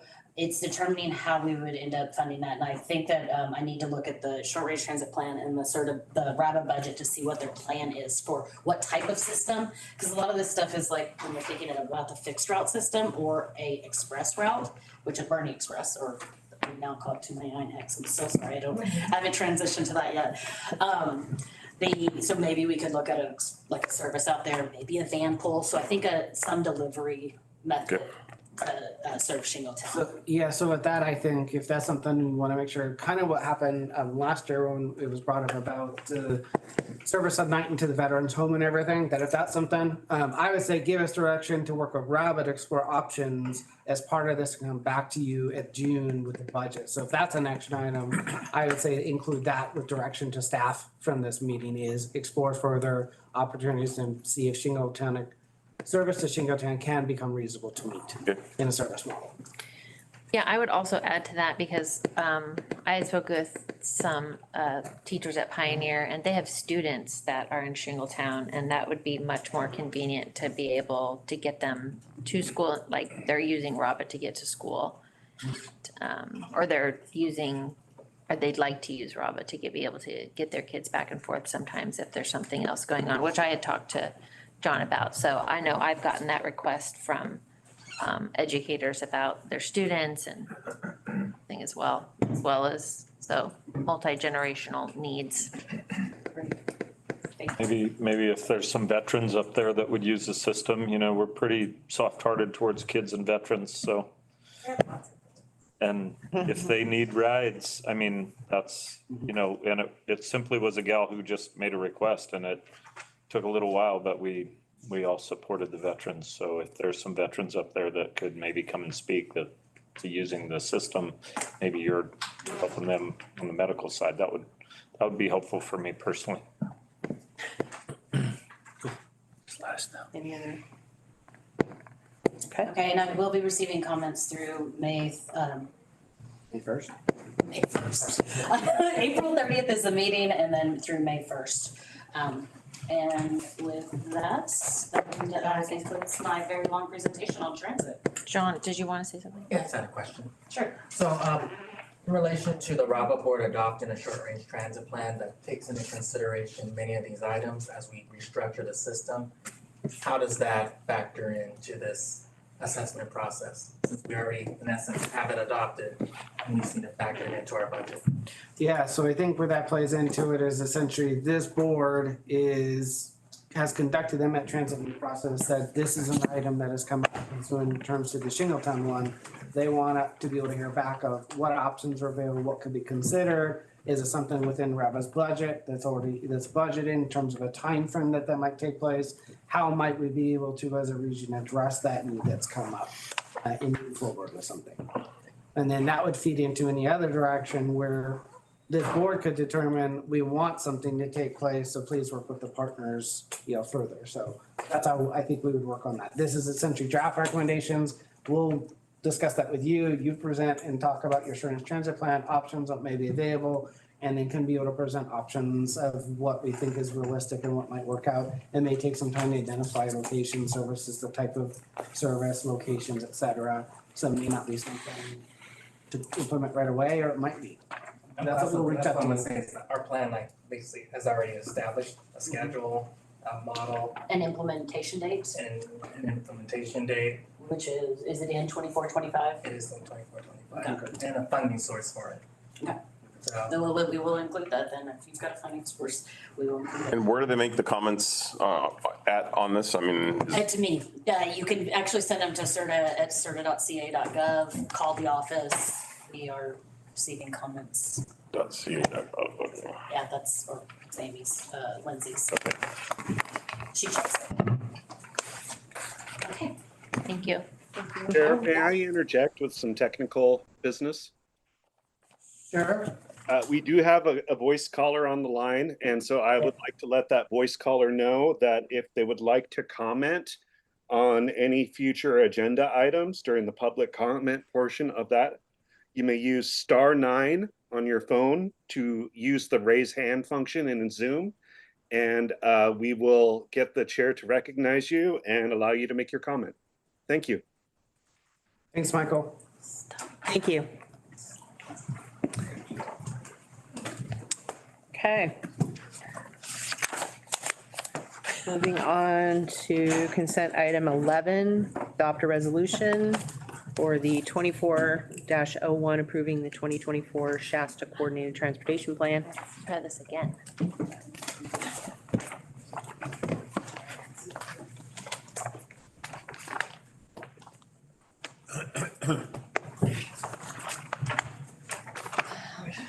Well, good afternoon, members of the board and members of the public, if you're watching. I'm gonna present to you on the development of the draft final 2024 Shasta Coordinated Transportation Plan, or Shasta CTP. Before members of CERTA's Social Services Transportation Advisory Council, or SSTAC, say a few words. The Shasta CTP is typically updated every 5 years and serves two primary purposes. The document is a planning document that guides the coordination of transportation services for both public and private services. And it makes some of our transportation partners' vehicle purchases eligible for Federal Transportation Administration FTA Section 5310 funding, which goes toward the enhanced mobility of seniors and individuals with disabilities. Last April, this board directed staff to contract with LSC Transportation Consultants and their sub-consultant, AIM Consulting, to assist with the plan update. And we do have LSC staff with us today on the line. LSC reviewed the last Shasta CTP and other related transportation plans, interviewed and surveyed transportation providers, and analyzed existing transportation needs and service gaps, including temporal, geographic, and mobility gaps, all of which make it challenging for transportation-dependent populations to access fresh food, doctors, and essential services. The consultants' work began last summer, and they've worked closely with staff from CERTA, Reading Area Bus Authority, Dignity Health Connected Living, and transportation and non-transportation human service providers on CERTA's SSTAC. 3 well-advertised community workshops were held at SSTAC meetings in July and September of 2023. And January 2024, to collect input on existing transportation services, discuss opportunities for improvements, and make recommendations for the coordination of transportation services. LSC prepared technical memorandums from each workshop, which were ultimately merged to create the 2024 Shasta CTP, including 7 strategies for improving regional transportation coordination and collaboration. Transportation providers, SRTA staff, and SSTAC members also review the myriad proposals included in the plan, which would execute those strategies. Here are just a few of the proposals. Create consistent regional driver recruitment, development, screening, and training standards. Consolidate RABA and ShastaConnect services under one organizational lead. Research and make progress towards resource sharing between agencies, for example, drivers, maintenance agreements, and vehicles. Or expand the existing RABA travel training program. There are many more. The final workshop was held during the 14-day public comment period from January 23rd to February 6th. At the February meeting, the SRTA board requested more time to review the plan. And the the SSTAC made a recommendation to the SRTA board on the plan's approval. Patrick Gagan is here today along with Wendy Longwell, a fellow SSTAC member. And they'd like to make a statement on behalf of SSTAC. So at this time, I'd like to hand things over to Patrick, who will introduce Wendy. Hi, I'm Patrick Hagan. I am the chair of the Social Services Technical Advisory Committee. And we had many meetings about this. Our recommendation is in a letter, and I'm going to have Wendy read that for me because my vision is very poor for me to be able to do that. And Wendy, we do have a printed out version that's a bit larger font. I thought someone was gonna give that to you, but so if you need it, I can go grab it right now. No, I can do it. Okay, all right. So the Shasta Region Social Services Transportation Advisory Council, SSTAC, serves as an advisory council to the Shasta Regional Transportation Agency and meets at least twice per year to review transit needs in Shasta Region. This year, the SSTAC participated in 3 workshops to provide input and the development of the 2024 Coordinated Transportation Plan. Following participation in this in-depth public engagement process, the SSTAC is encouraged by the proposals included under the following strategies included in the plan. 1, improve regional organizational coordination. 2, minimize duplication of operation and administrative functions. 3, implement technological improvements. 4, invest in infrastructure and capital improvements. 5, improve access to transportation for people in need. 6, maintain current level of transportation services. 7, expand outreach and regional education of services. We think the proposals integral to these strategies will raise awareness of transit services, reduce costs, improve coordination, and ultimately better serve the general public. We recommend that Shasta Regional Transportation Agency's Board of Directors approve the 2024 Shasta Coordinated Transportation Plan. Thank you. Thank you. So in addition to the SSTAC, the SRTA's Technical Advisory Committee does concur with the staff recommendation. At this time, I'd love to find out if the board has any questions, and then after that, there might be some people that want to say a few words as well.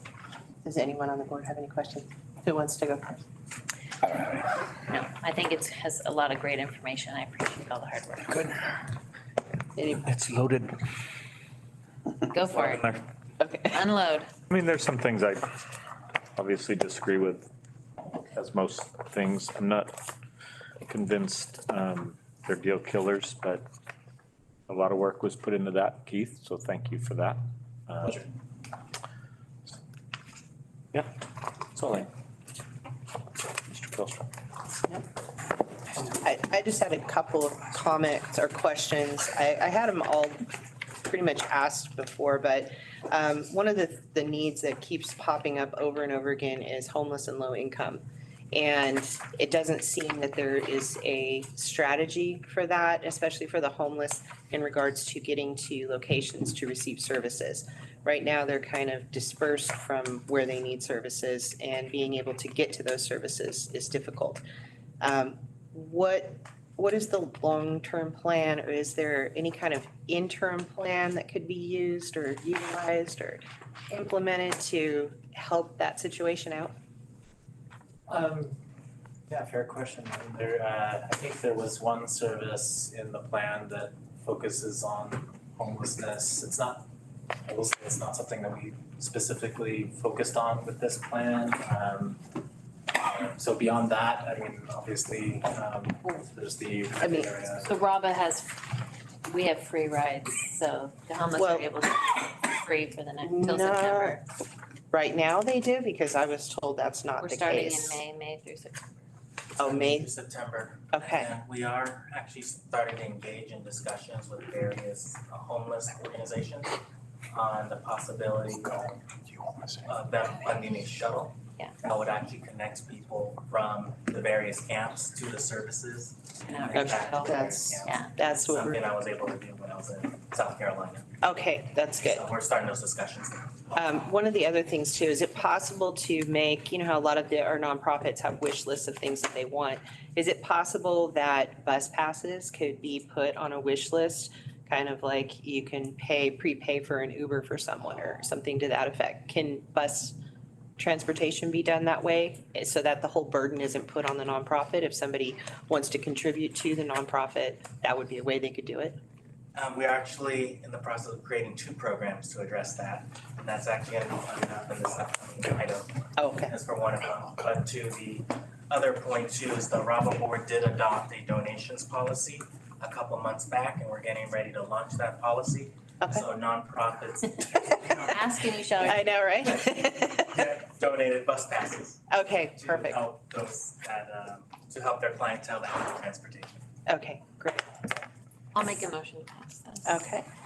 All right, so we have a motion to pass. Do we have a second? Second. Okay. Motion by Audette, second by Jones. All in favor? Aye. Any opposed? Okay, motion carries. Thank you for your question. Oh, yeah, no problem. No, I'm glad there's solutions.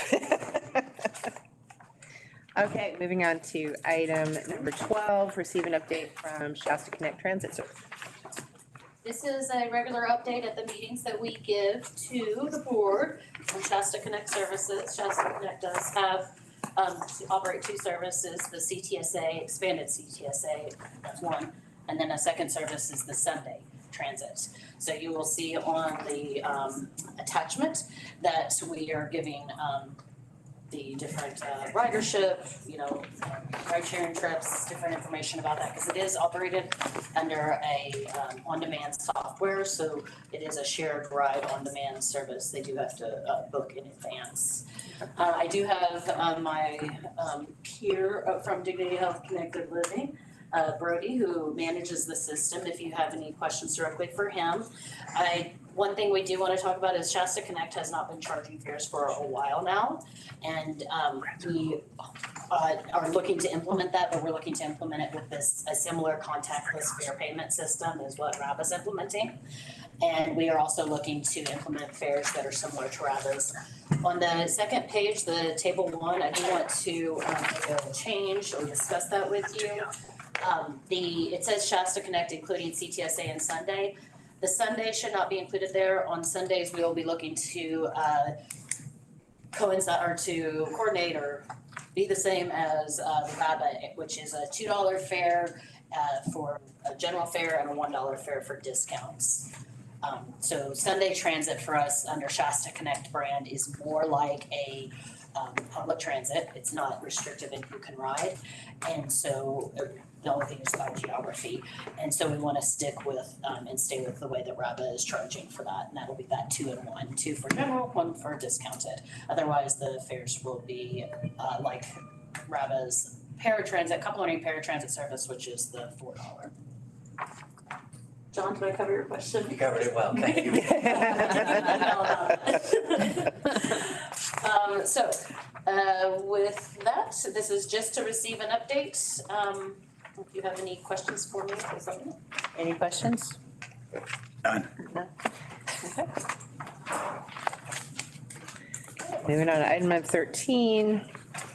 See me, I'm up here again. What's that? It's the Jen Collins show. Yeah.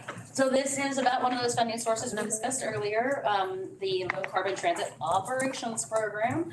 The RABA Board of Directors has already approved the projects that are listed on page 2 of the staff report. Those are free summer rides in Shasta. The mobility management program, so there's several parts to that volunteer driver program, subsidies for Lyft and Uber program. There's several other travel training is a really important thing when it comes to transit, so that possibly the home populations that maybe not be aware of the system can learn more about the system and handheld along to it in some ways. And then Lifeline is a secondary one, so there's free summer rides for all transit users, that's RABA and ShastaConnect. That third one, Lifeline, is specific to individuals that meet the Department of Health and Human Services poverty guideline. And that comes to a total for all the LCTOP funds that come to the region, whether they are based on population or on the fair revenue of RABA. We're recommending all funding go to these 3 projects for a total of $499,000 plus.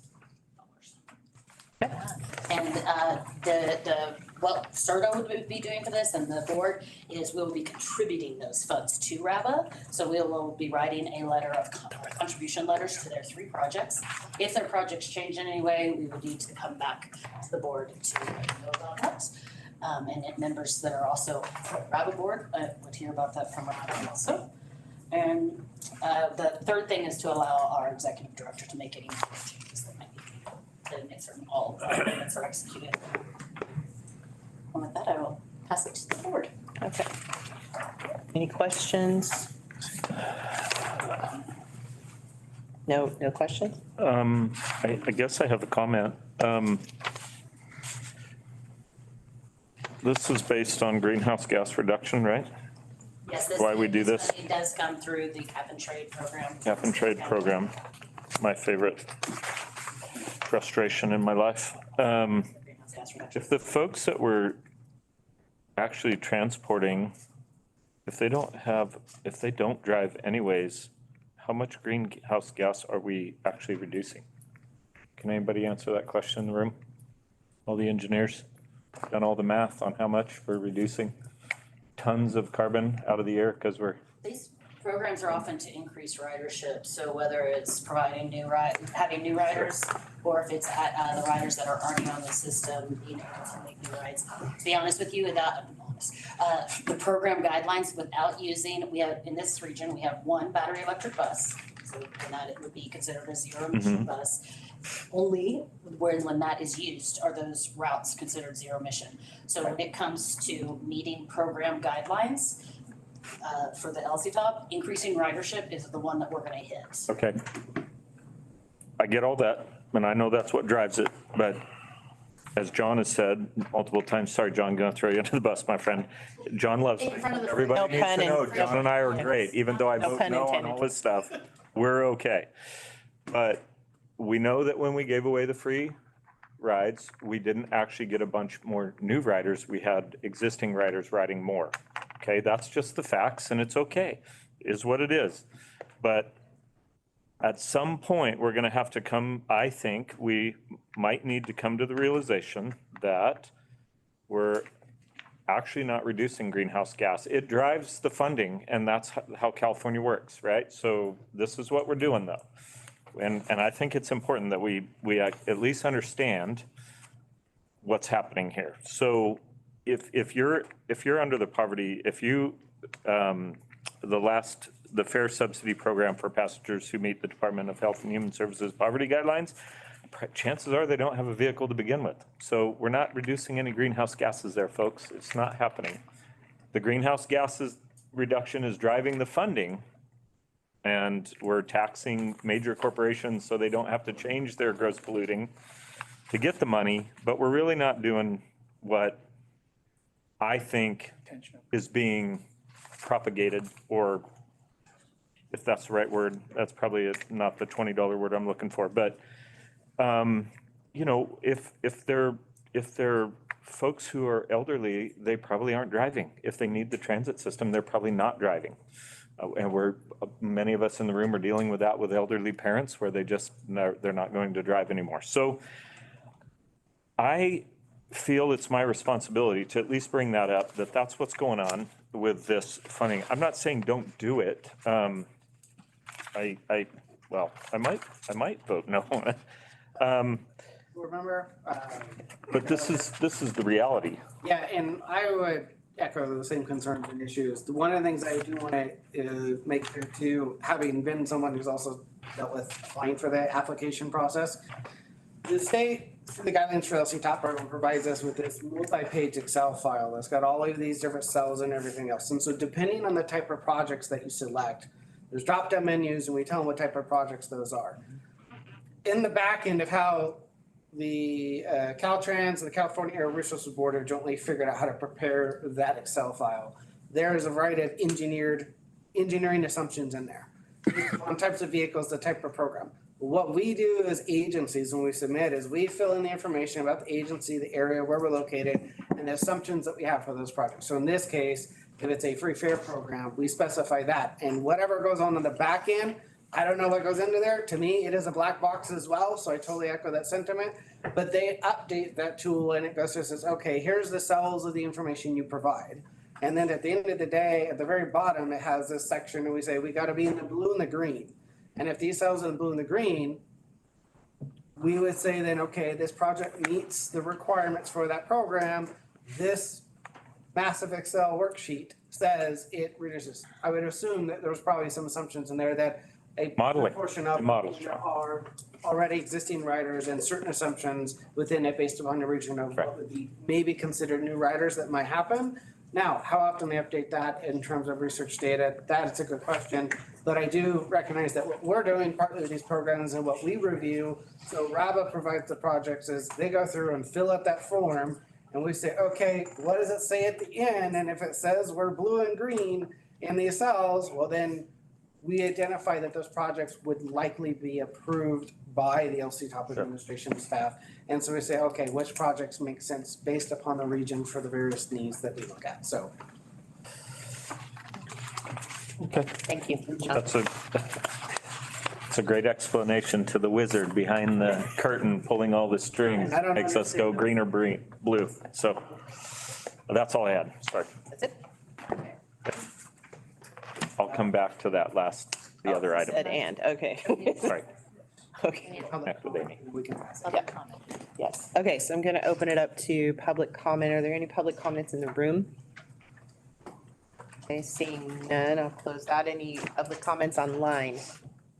I have none. And I do not see any hands raised. Just as a reminder, you can use the raised hand function or *9 if you're dialed in. All right, we'll close public comment in both sections. I now need a motion. I'll make a Okay, we have a motion by Audette, a second by Cry. All in favor? Aye. Aye. Any opposed? I'm opposed. One opposed. Motion carries. Thank you. Work, Jennifer. Okay, on to item number 14, receive an update.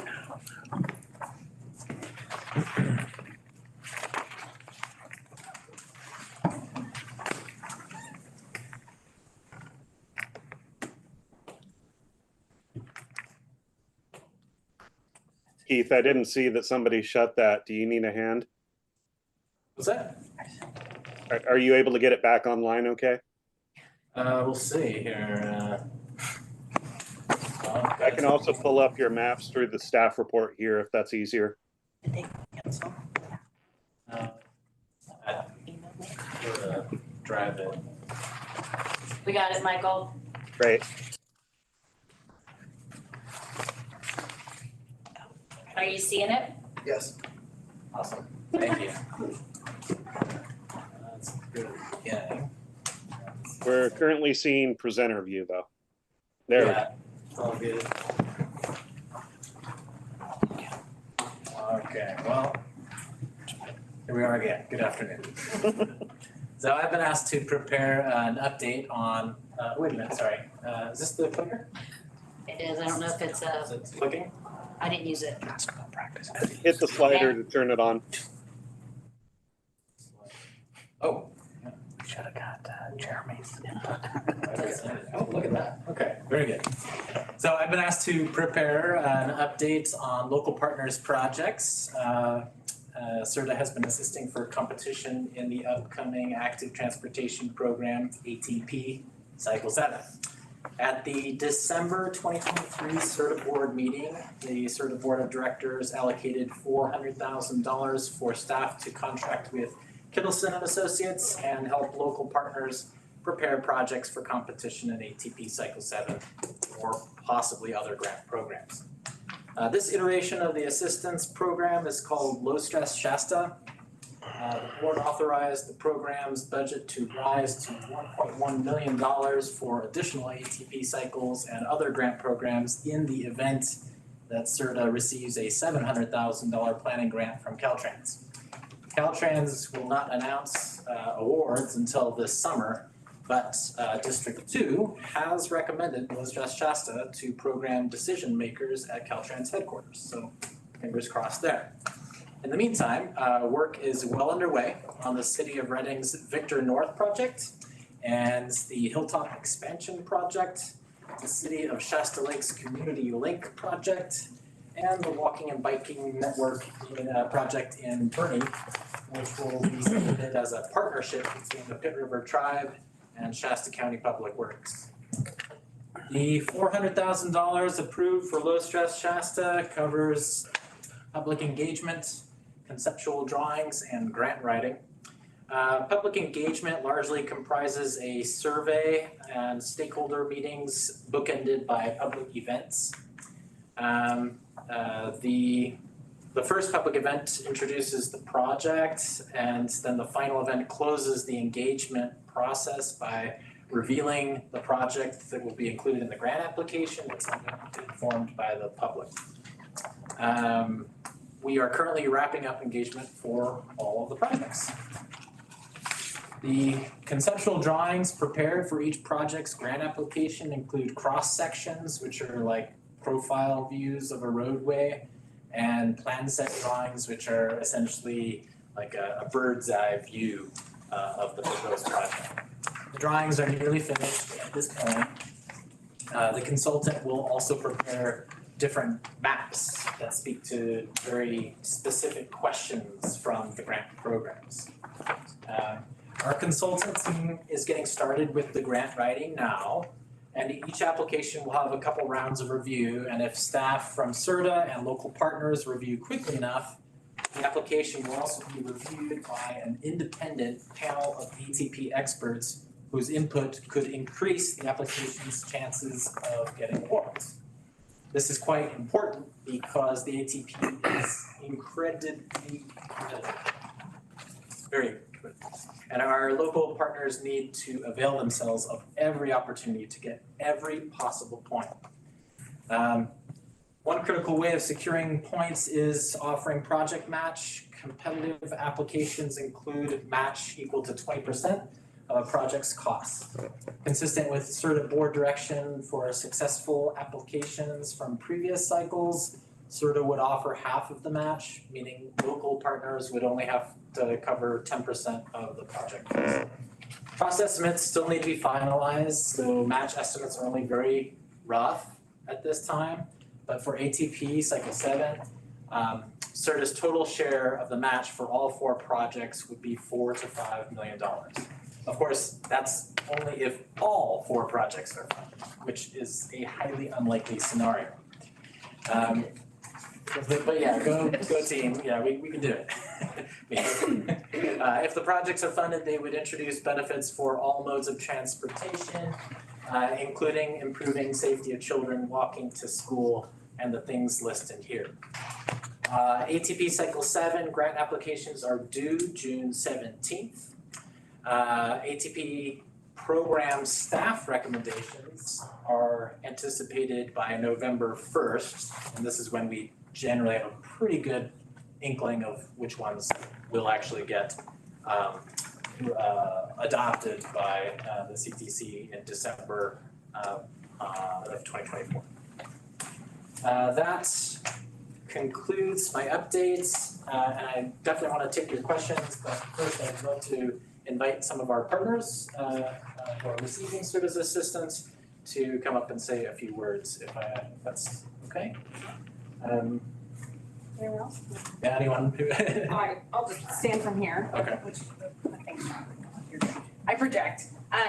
Just to quickly speak, my name is Christina Prosperi, and I'm speaking on behalf of Caltrans. We put that hat on right now. I'm currently branch lead for the Office of Complete Streets. I've been involved in multiple cycles of active transportation grant writing, which is very, very labor intensive, as Keith mentioned, it's extremely competitive. When we have technical assistance or other groups that are supporting us, it's very much a rising tide lifts all ships, and there's mutual benefits that come from it.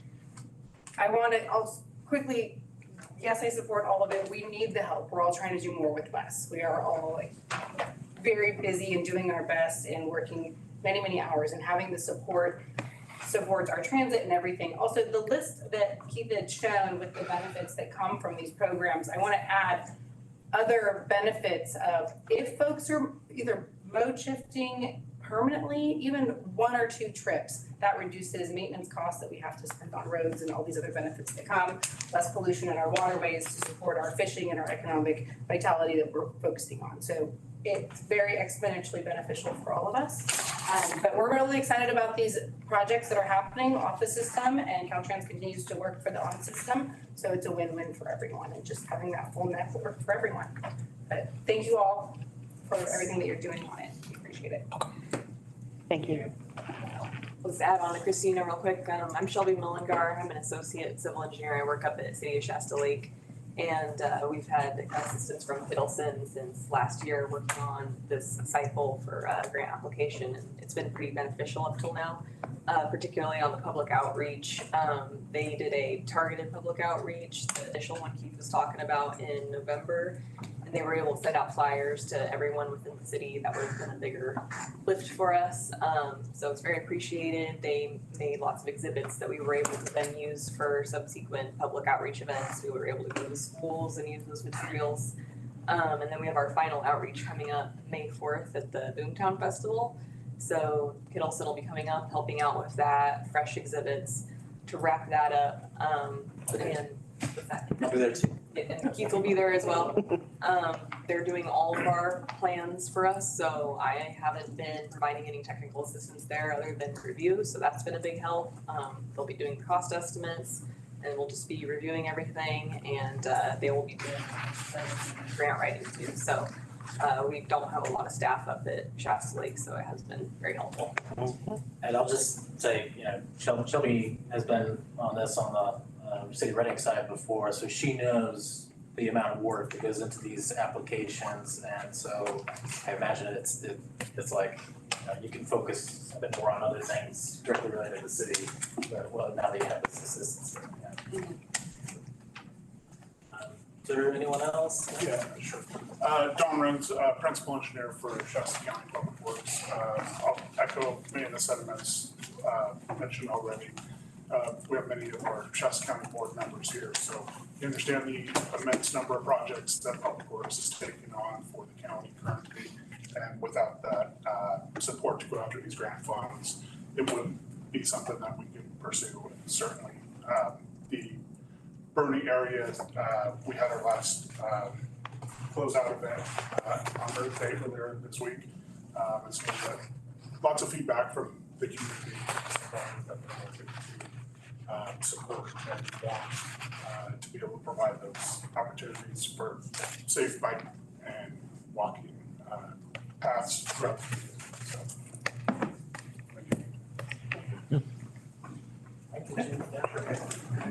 Good afternoon, board. My name is Michael Webb, and I'm the Director of Public Works here with the City of Reading.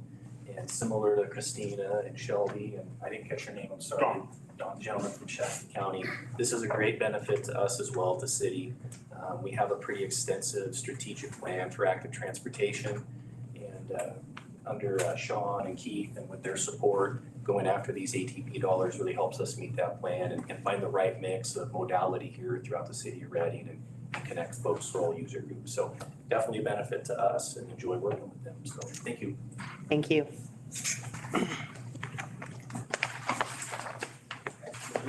And do you have any questions? Just a comment, I guess, you know, specifically with Victor North and Hilltop. And I realize getting some grant money and gonna be doing some overlaying, but on both of those, we're not adding any vehicle lanes. In fact, on Hilltop, we're losing.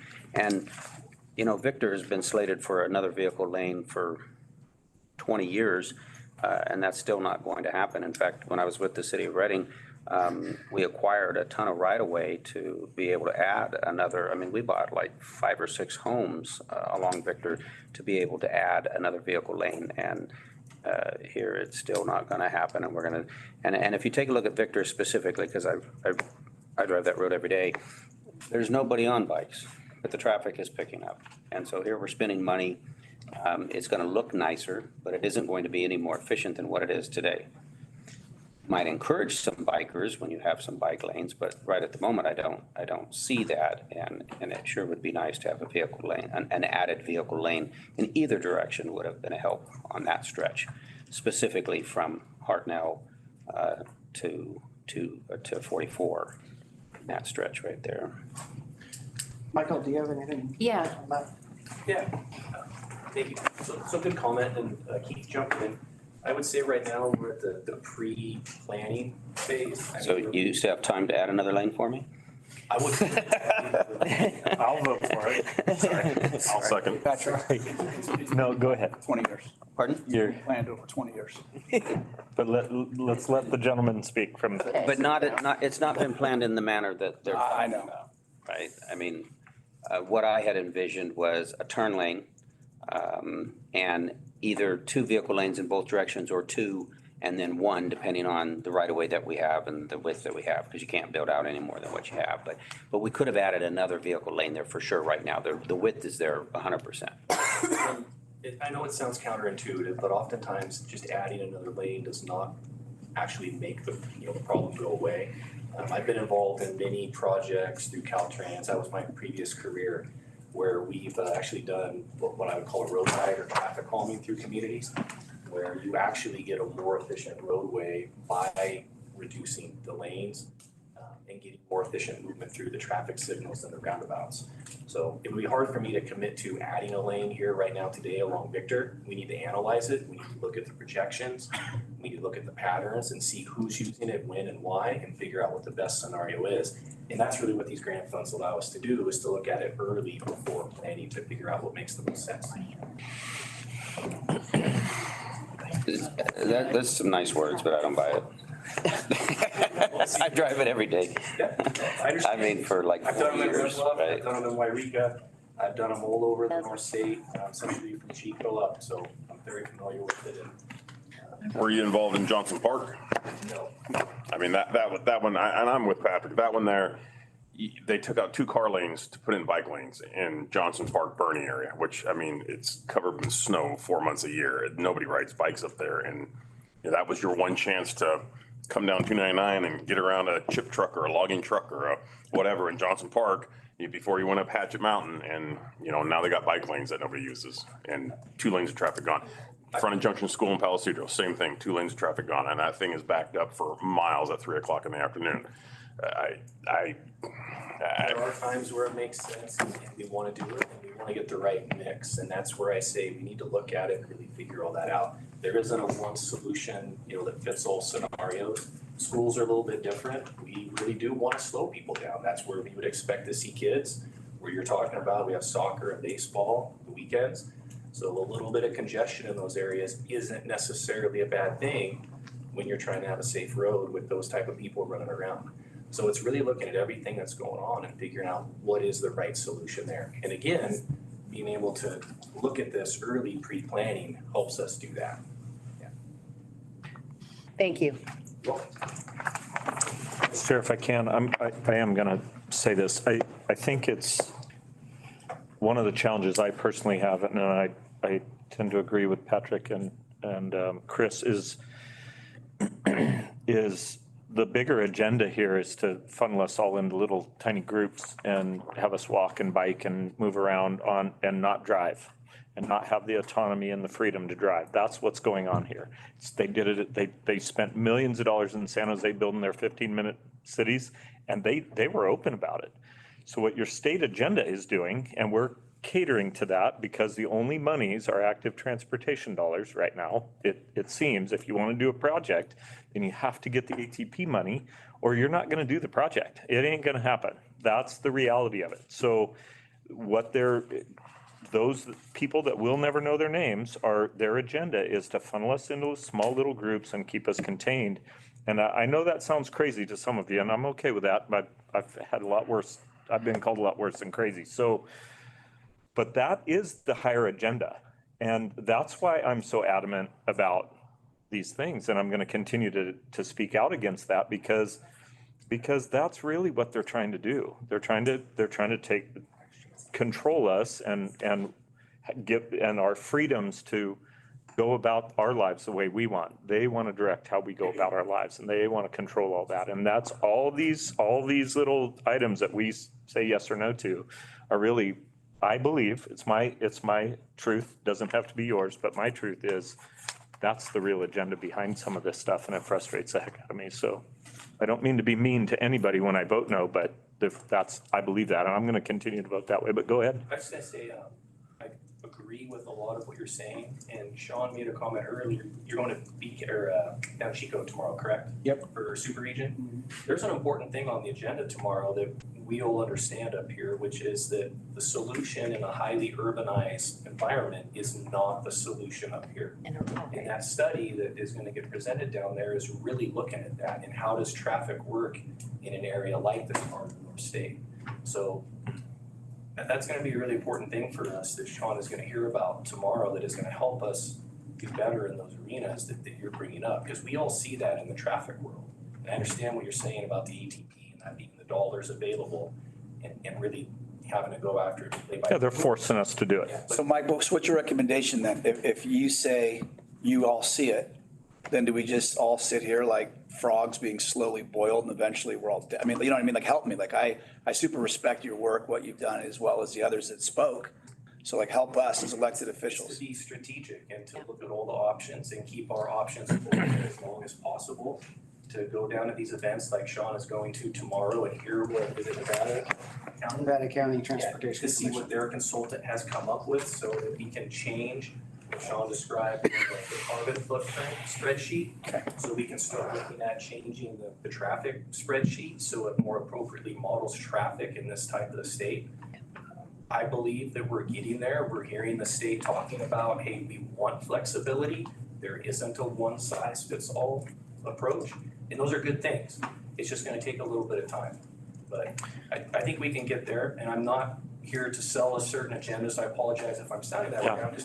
I think we keep our options open. I think we look at it, we study it, and we go into it knowing everything that we can. And I can tell you, I've done a number of traffic calming projects in communities like Reading, and they do work.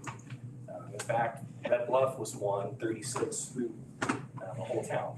So, and we got a lot of opposition to take one through lane of traffic away and replace it with a two-way left turn lane. But if you go there now, we were able to sync up the way the traffic signals work together, and traffic actually flows better because you're not waiting for a hole in traffic coming the other direction. So there are ways to do it, you just have to be intelligent about it. Okay, thank you. I'm gonna insert real quick, Sean. I know we're coming back as Caltrans to address the board from a previous request on walking and biking. So if there's any other questions or concerns, please share those with Sean and we'll make sure that we get those answered when we present. Fully understand and appreciate all perspectives as not only living in an active transportation world, I also have a 15-year-old daughter with disabilities, and with our life, as one perspective is, it seems like there's a lack of autonomy if we're trying to bring in walking and biking facilities. For someone like my life, it actually creates autonomy and the ability to move where we want to move without having to be in a vehicle. So those are, all perspectives, there's multiple truths. But we're happy to bring any other information to the board in the future months and hopefully provide more information for everyone. Thank you. Okay. Going to move on to item number 15. We do have, I'm going to read something here. So SRTA Chair is sick and unable to attend the meeting today. And so because of that, item 15 was requested for discussion and possible action by the board from the chair.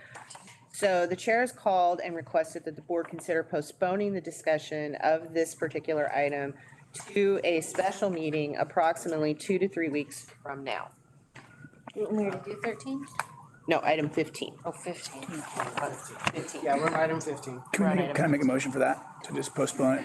Yes. So I make a motion to. If there's no time constraint on that? Thank you. Okay, wait. Hold on. Is there a time constraint on that? So at this moment, there is no time constraint at the moment. With the request that the chair called and asked about, I first contacted Caltrans District 2 Regional Planning to say, hey, if this was request, the information I received District 2 is that the postponement of a couple of weeks, 2, 3, 4 weeks, sometime in May, is immaterial, will not impact the project, and any amendments that we do to the overwork program or any changes that we make based upon decision on this item. So We're gonna have a special meeting we then? will have a special meeting. So the request is a special meeting to address this item and bring back to the board on just this item. What's the date? At a set to be determined time, once I can get a hold of the chair when he feels better. That is the request that has been provided on this. So with that, we're looking at, again, 2 to 3 weeks for a special meeting. And can I get a motion to, Board Member Fry, would you amend your motion to that? To what? You want to have? To bring this back at a date, To a special meeting, bring it back at a date. yeah. I'm gonna ask, is there, I mean, I'm not necessarily super opposed to having the special meeting, but I would want to know what the date is and. well, of course, it would be at everyone's convenience to be Sure. able to. And, yeah, so, No, so that's one thing I looked at. So once the chair's available to reach out to him to get input, we would reach back with to all staff for availability. Yeah. So we know that we would have the and if full board and available. if it's a single item, we could probably even do that in Zoom if we had to. If you want to post your location and You have to follow all the Zoom. requirements. Yeah. Would we be able to just push it to the June meeting? I mean, is that too late? Let me ask, I was asking Natalie, what's, I mean, if there's no time restraints and They're not available. I would there are. If I'm available, I have no problem. I the just. sooner to discuss this, the better. Because, Grant expires June 30th. yeah, this is So, the like, grant, we did get a time extension, but we only got that for so long. So if it can, I would say the sooner the better, 'cause the longer you push it out, then if it does go forward, that means probably less time to work on it. I mean- Essentially. the one thing. So got letters The one from- thing that we did get in the comment letter from Caltrans was that they were able to work out, the district has to coordinate with headquarters on grants. And they worked out a thing for being to have an 8-month extension. Yeah, so I'll just make a motion to kick it to a special meeting and then people can vote how they want to vote on it, but I'll second it. I would do it for anybody else here if. So I have a motion by Cryan, a second by Jones. All in favor? Aye. Aye. Any opposed? Motion carries. Okay, item number 16, adopting a fiscal 2024-25 overall work program. Giant. Priorities. What, my copy, in case you want to read it twice?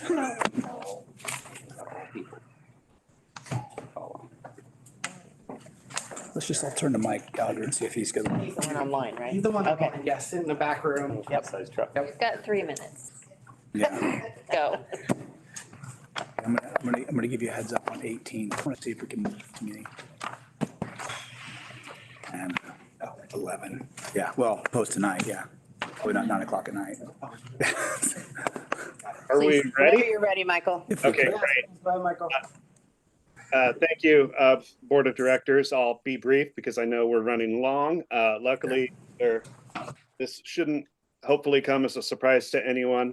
This is a regular annual occurrence on our agenda. It is to adopt the fiscal year 2024-25 overall work program. And let me get my presentation running correctly here. There we go. So what is the overall work program? Its primary purpose is an application for what are called Federal Consolidated Planning Grant Funds, CPG funds for short. And it also serves as a contract for state grant funds. In addition to that, it serves secondary purposes, those of being an agency work plan, a tracking tool for the SRTA Board of Directors, and a monitoring tool for local, state, and federal partners, as well as the general public. We've been talking about the OWP for the past few meetings. In December, I developed a preliminary regional planning priority list, which the board reviewed and approved. Then in February, based on those priorities and feedback, we prepared a draft OWP. And those had draft work elements and a draft budget, which the board again reviewed and provided feedback. And now here we are in April. We took further board feedback from that and completed and finalized the overall work program for the upcoming fiscal year.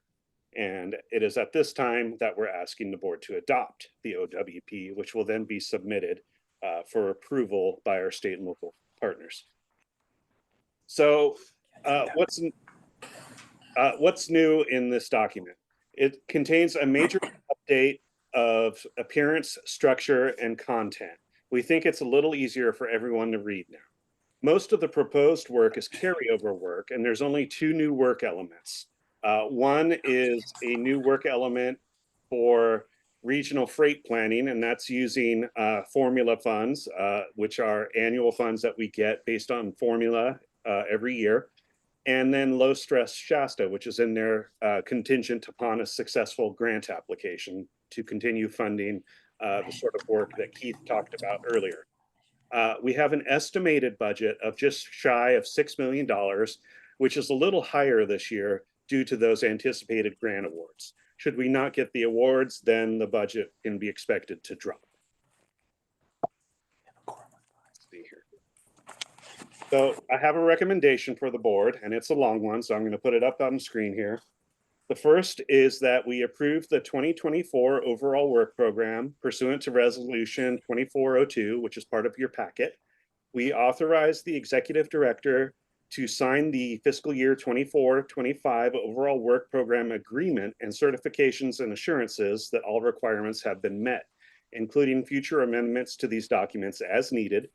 We authorize the executive director to make administrative amendments to the OWP to correct errors and address further comments from state and federal partners as part of the approval process. And then finally, we authorize the executive director to sign the fiscal year 24-25 indirect cost allocation plan. And that's it. I'm here. I don't need to do public comment. You still should Okay. open up. Okay. All right. Are there any questions first off from the board? Okay, I'm going to open it for public comment. Are there any public comments in regards to this item? Any online public comment? I do not have any. All right. Either, thank you. Okay, so nothing online. Okay. All right, I'm closing public comment. I'm looking for a motion. I'll make a motion to accept. Okay, we have a motion by Cry and a second by Audette. All in favor? All right. Any opposed? Motion passes. Thank you. All right, item number 17. All right, thank you, Vice Chair and Board. We'll work on making this a quick item as well. We've been providing updates on legislation periodically. It's something that I've been working on tracking better. Kind of one of those to track things of where could we push back? Where could we have some influence? Where could we have some input on the process? And where we're at.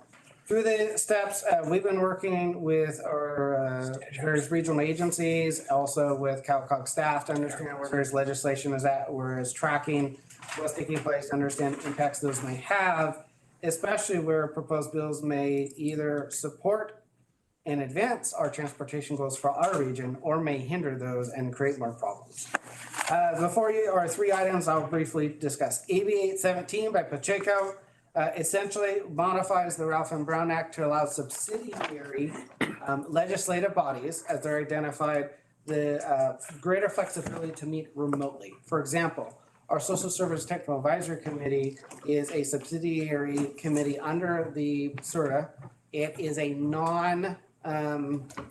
action approving board. In other words, they review various items on transportation, provide recommendations, but they don't actually make actions such as this board does on various items. So this bill would allow more flexibility for folks on SSTAC to be able to participate remotely and not have to tell their location of where the residents may be, or, you know, post up the location at their house and all those types of things. So we see this as a win to be able to also encourage involvement in our SSTAC and our subcommittees that we have, and also encourage the diversity of folks and recruitment. For example, our SSTAC is a group that it has a number of different categories of types of representatives we need to have, and sometimes getting those folks is challenging, and this would help provide increased opportunity for people to participate, to provide input into the process. So AB 17, I've actually provided a letter, shared that with the board for draft, and recommend a support. And as the recommendation number 2 is to have the chair sign that letter of support and submit that to the appropriate committees. On the second two items, I have AB 2290 by Friedman provides a set of modifications to the transportation program restricting the use of funds specifically related to class 3 bikeways. Those restrictions include having to require that those facilities that money for the program only be allowed for facilities that are 20 miles per hour or less in either design, or it has to be posted on those facilities. That is inconsistent with prima facie laws, or we would say statutory laws in the state of California, which say a residential street is typically 25, whether it's posted or not. In business districts, it is 25 miles per hour or less. We see this as a way that restricts opportunities for funding for different solutions locally, especially class 3 bikeways that may be a low cost option to deal with a certain specific need. And so there are two other items related to this bill that we don't have an opinion on, related to creation of a bikeway quick build pilot program for Caltrans, and other items on how local agencies address bicycle facilities in their projects. This bill I'm presenting for essentially an opposed unless amended position. What I'm recommending is that we take that position today, and a couple other options is, one, you can either authorize me that if this bill moves past its first house to continue discussion, we review, see what the amendments are, and then I can write a letter on your behalf if you authorize me here, or we can bring back to you in June at the June board meeting for a review of that letter. Or you could also ask me, give me direction, work with the chair of the Fiscal and Policy Committee. There's different options on this item. Because it continues to get amended, and then when our discussion is fiscal policy, the thought was do one letter at the appropriate time related to this bill if it continues to move forward out of the fiscal. We'll talk about it in June. June's. June 30th. The other one, AB 2535 with Bonta, has significant amendments to the Trade Core Enhancement Program. Rural regions across the board were not happy with this, the way it is presented. It's restricting funding at all, the TSET program, on any expansion of the physical footprint of a highway that unless it addresses particulate matter. It also requires the California Transportation Commission to create targets for use of these funds towards zero emission freight projects. We're concerned that this not only is going to make our regions less competitive, that it also would force the Transportation Commission to put funds towards projects that are not good projects, that are not competitive, and take away from regions such as ours and others. And TSET for us has been a big funding source for multiple years for various projects, especially along I-5 in partnership with Caltrans. So I'm recommending we take an opposed position for now. I'm aware of additional meetings that were taking place this week. There is some thought that this bill may not even make it out of fiscal committee, but if it does and continues, we will come back to you with an opposed letter in June. Perfect. These are the recommendations I have before the board today. Happy to answer any questions if you have those. Okay. I'm going to open this up to public comment. Is there any public comment in regards to this item? Is there any online public comment? No. I have none. I make a motion that we accept this. I need closed public And when comment. it comes number 3, put some like strong. So we have a motion maybe from like Board Member Cry insinuated expletives.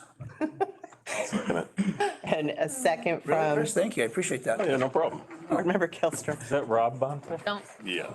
don't. Is he the one that exposed all of us? Yeah. Okay, Carrie? all in favor?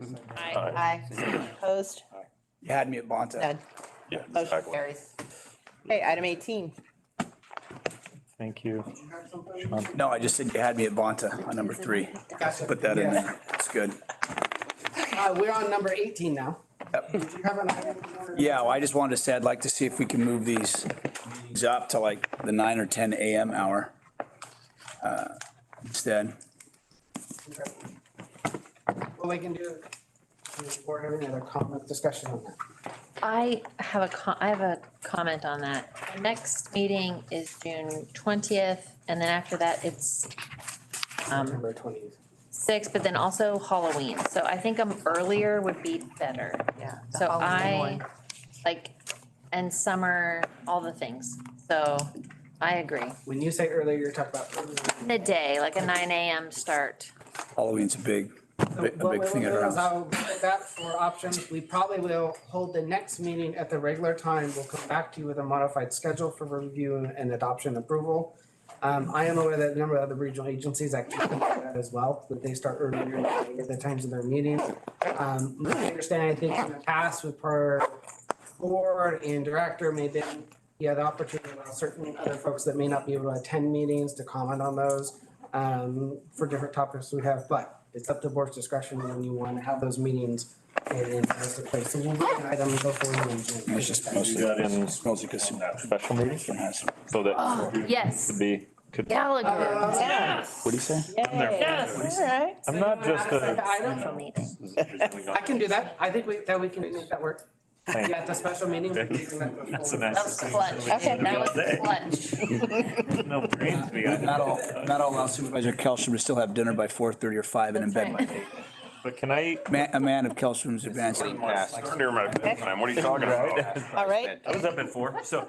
Any other items? I just wanted to clarify, I was out of the room when we voted on item 12, and Amy, can we register me as a no vote on item 12? There's multiple things in there that I'm opposed to, so I'm not. It's too late. You sponsored it. And if you're not present, you're a no vote, so that's just the way it works, so. I recorded it that way. Thank you. Thanks, Amy. Bless you. Thank you. Okay, any other items?